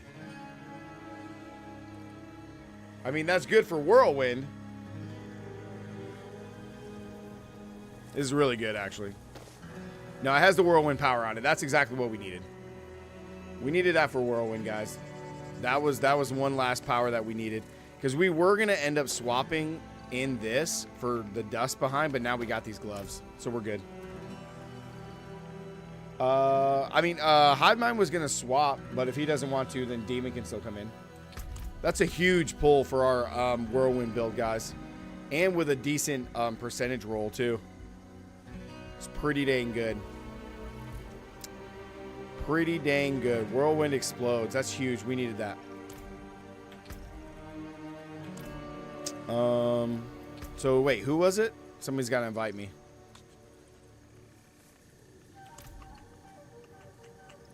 Yeah, whoever the party leader was that left needs to invite me. I think was it Brian or was it Storm? No, wait, no. Storm was with me when he fought the person, so.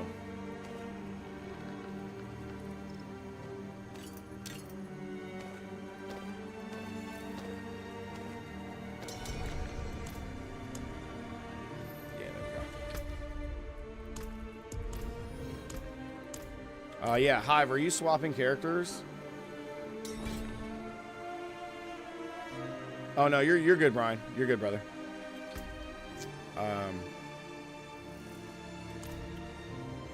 Because what we probably need to do is we need to end up going, because what level is this? It's a 34. Oh, it's a 36. Let me just look real quick, because we only got like a half hour left. Okay, so he's in. Oh, Hive Mind, your druid's 77? I thought your druid was higher.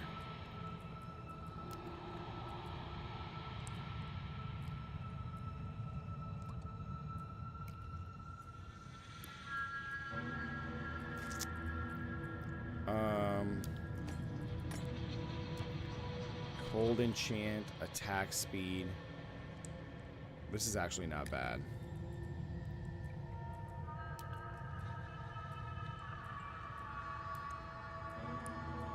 Dang, I have a lot of demon wakes, man. Yeah, no, not that one, because it has the this is a 37. We're doing a 36, right? Yeah, so that doesn't make a difference.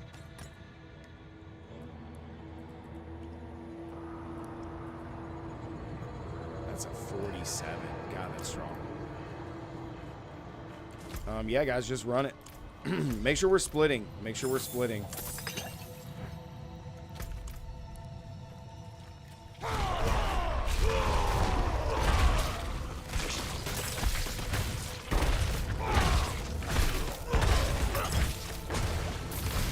Oh, I mean, I didn't know yours was just a 77. I thought you had something stronger. We can just run this one. It's fine. Yeah, we can just run this one. It's all good. It won't take us that long. When we're doing this, you need to split, though. You have to split. We have to finish this quick. You just got to split and just run off.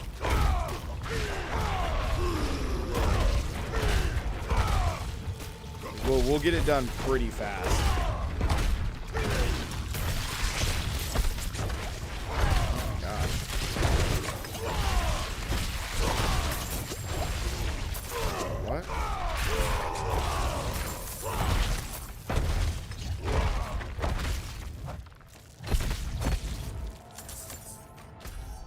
Ooh, we got an ancestral. Let's go.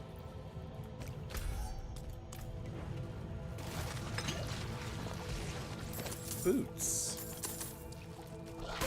On my face. What are these guys doing?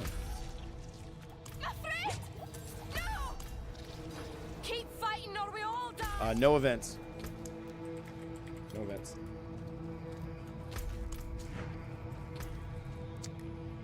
Ooh, patent gloves.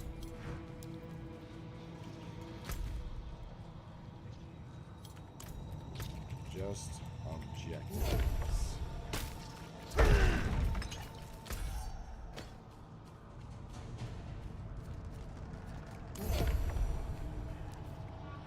No, you guys are good. Yeah, no worries. Yeah, I only have a half hour left, so.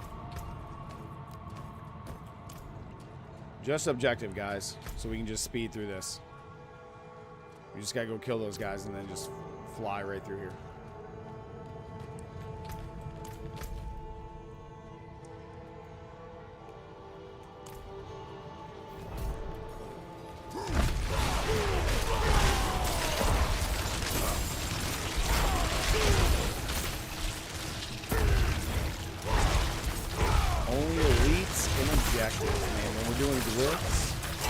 Now we don't need to necessarily kill absolutely everything because Hive Mind is, he's all leveled up now. He's got his character to 70. All right, swap it up.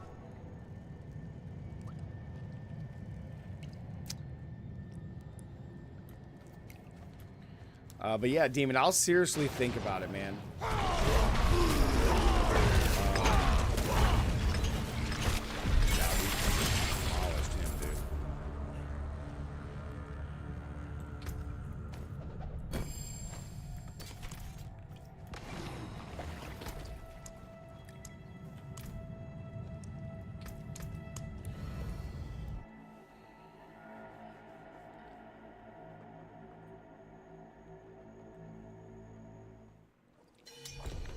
Nice.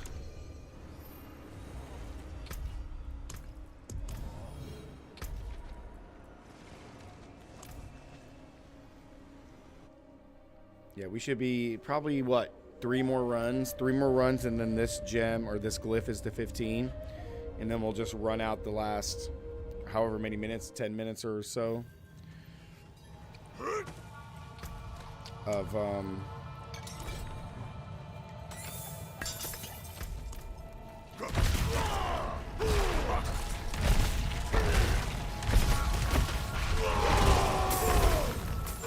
Demon, dude, dude, Coda is insane, man. This is insane, dude.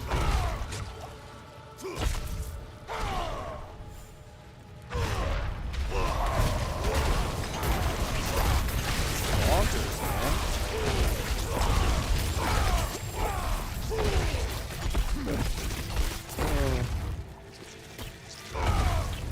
This is nuts. Couple legendaries. Go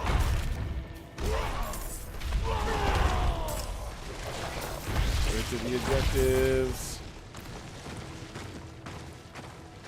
Nice, doing mace.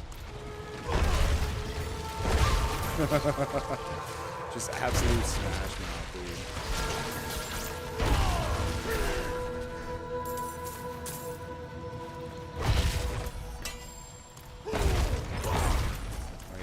Now we're cooking.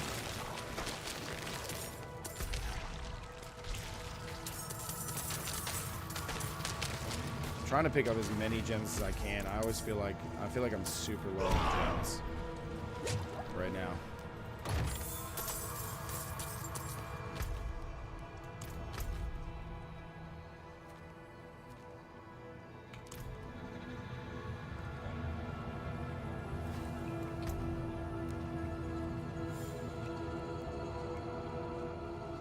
That's a max roll on that. That's nice.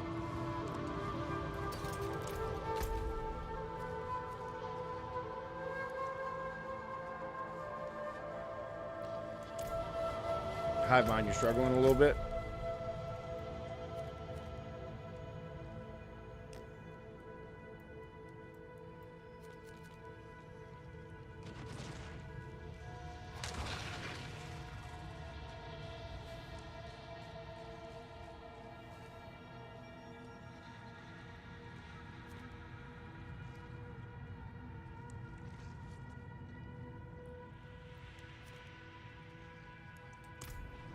No, he said yes. You're good, man. You'll just have to like travel with somebody then if you can't take down one of those guys solo. James Spencer, can I explain season 1 again? So there's basically corrupted hearts. You don't have to farm hearts. It's just it's basically like a legendary gem is what it's going to serve as that you can put into your things. He's vamping? Oh, okay. I gotcha. You don't have to farm for the heart or like farm for them, but you definitely want to get them. There's 32 of them. There's a bunch of different hearts, and they can be only put into your gems, your gem slots, to increase your builds. So we only got to see a glimpse of like one in the live stream,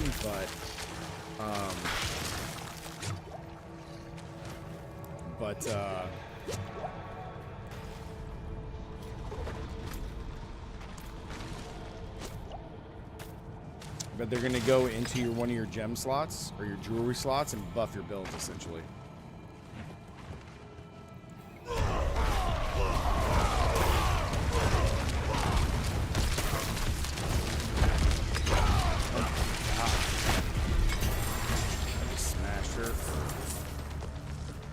Oh, 19% when I have a barrier. Very nice. That's even better than what I have here at 15%. Yeah, it'll take me one more. One more and exploit is the 15. But yeah, that's a seasonal theme. So it's the corrupted hearts that you're going to be able to find and boost your basically your builds. So seems pretty cool. Seems pretty gnarly, if you ask me, baby.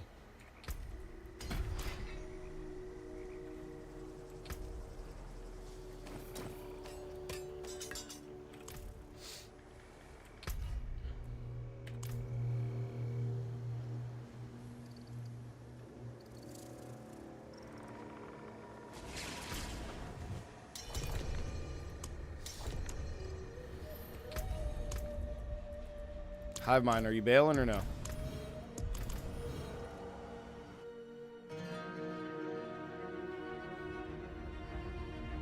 Yeah, man, 32 different hearts, all at different levels. It's gonna be pretty sick, I think, if you ask me.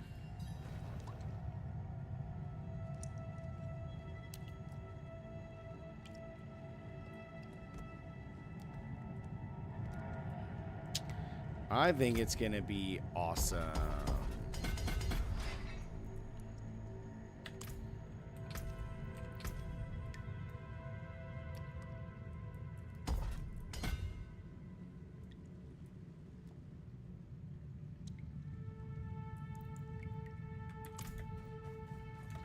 Guys, you don't have to wait on me to go. Just like you can just run it.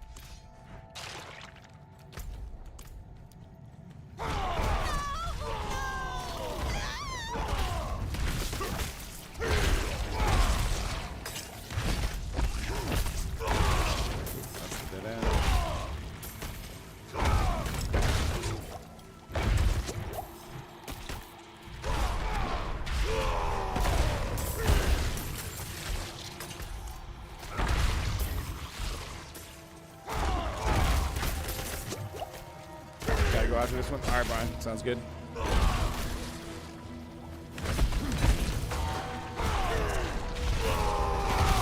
Ooh.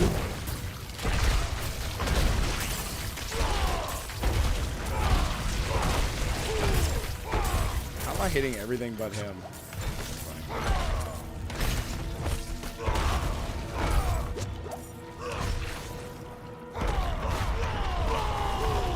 He absorbed my stomp? Get out of here.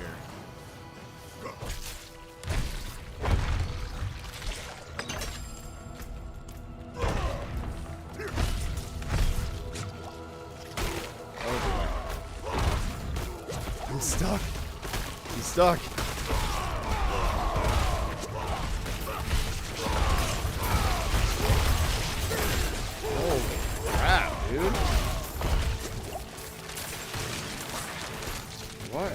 was that?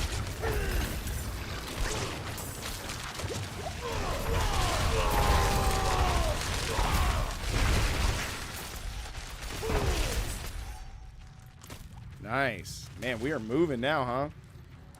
Are you going to be live Saturday? Curious? Yeah, the only days that I'm off is Tuesdays and Thursdays. The only reason that we stream today is because of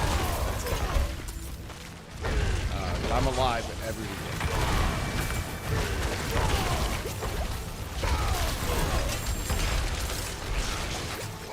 Holy crap, you're just going nuts right now.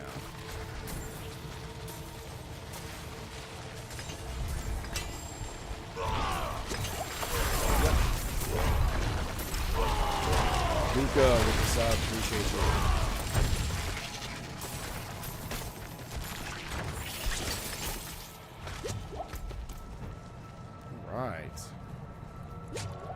All right, so, yep.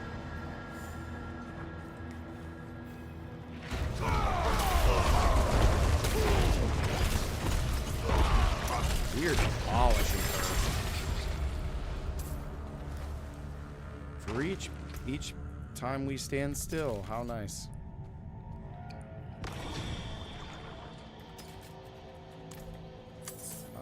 Alright, now exploit is to 15, huge. Absolutely huge.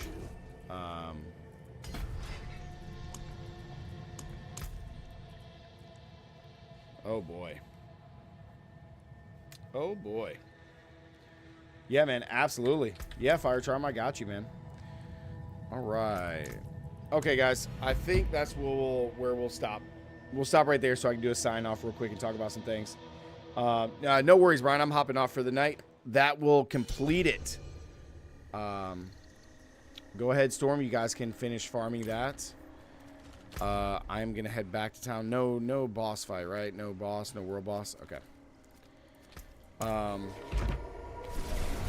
Yeah, guys, we will be back tomorrow night after work. Yeah, no problem, Hive Mind. I'm glad that you got your internet, fixed so we could finish out that that power level for you, man, to 70.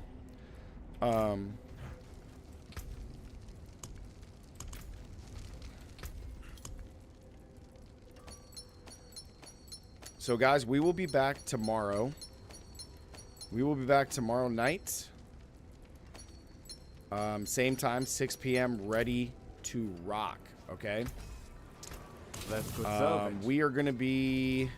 I should have both the Barb videos done. If I don't, we'll be playing Barb just a little bit just to get the glyphs leveled up. All right. Otherwise... we actually don't need that. Oh, it's sacred. I don't even know what I was thinking.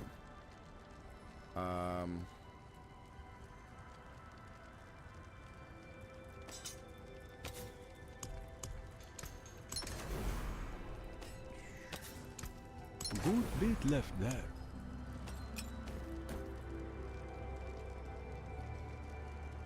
Nope. And that's a decent one. Okay.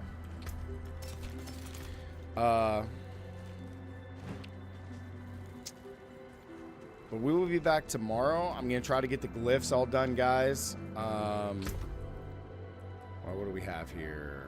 Leap creates earthquake. Iron skins grants unstoppable. Ooh.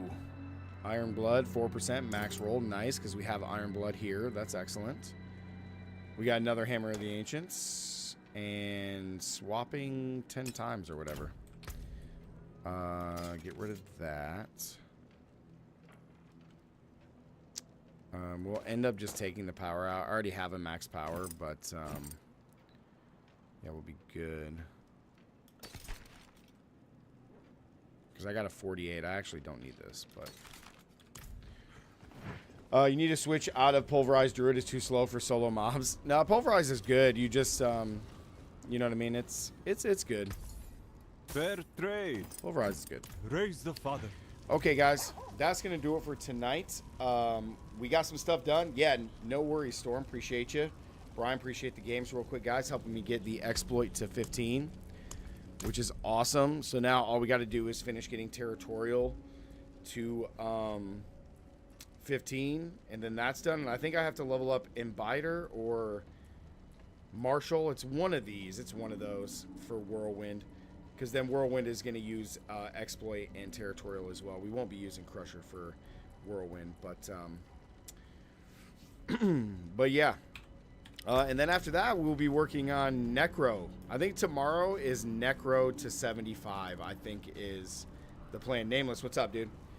No, the update hasn't dropped yet as far as the Hell Tides, but yeah, guys. So tomorrow will be, I think, Necro to 75 is the big jump tomorrow. Necro to 75 would be really, really good, including these glyphs done for Barbarian.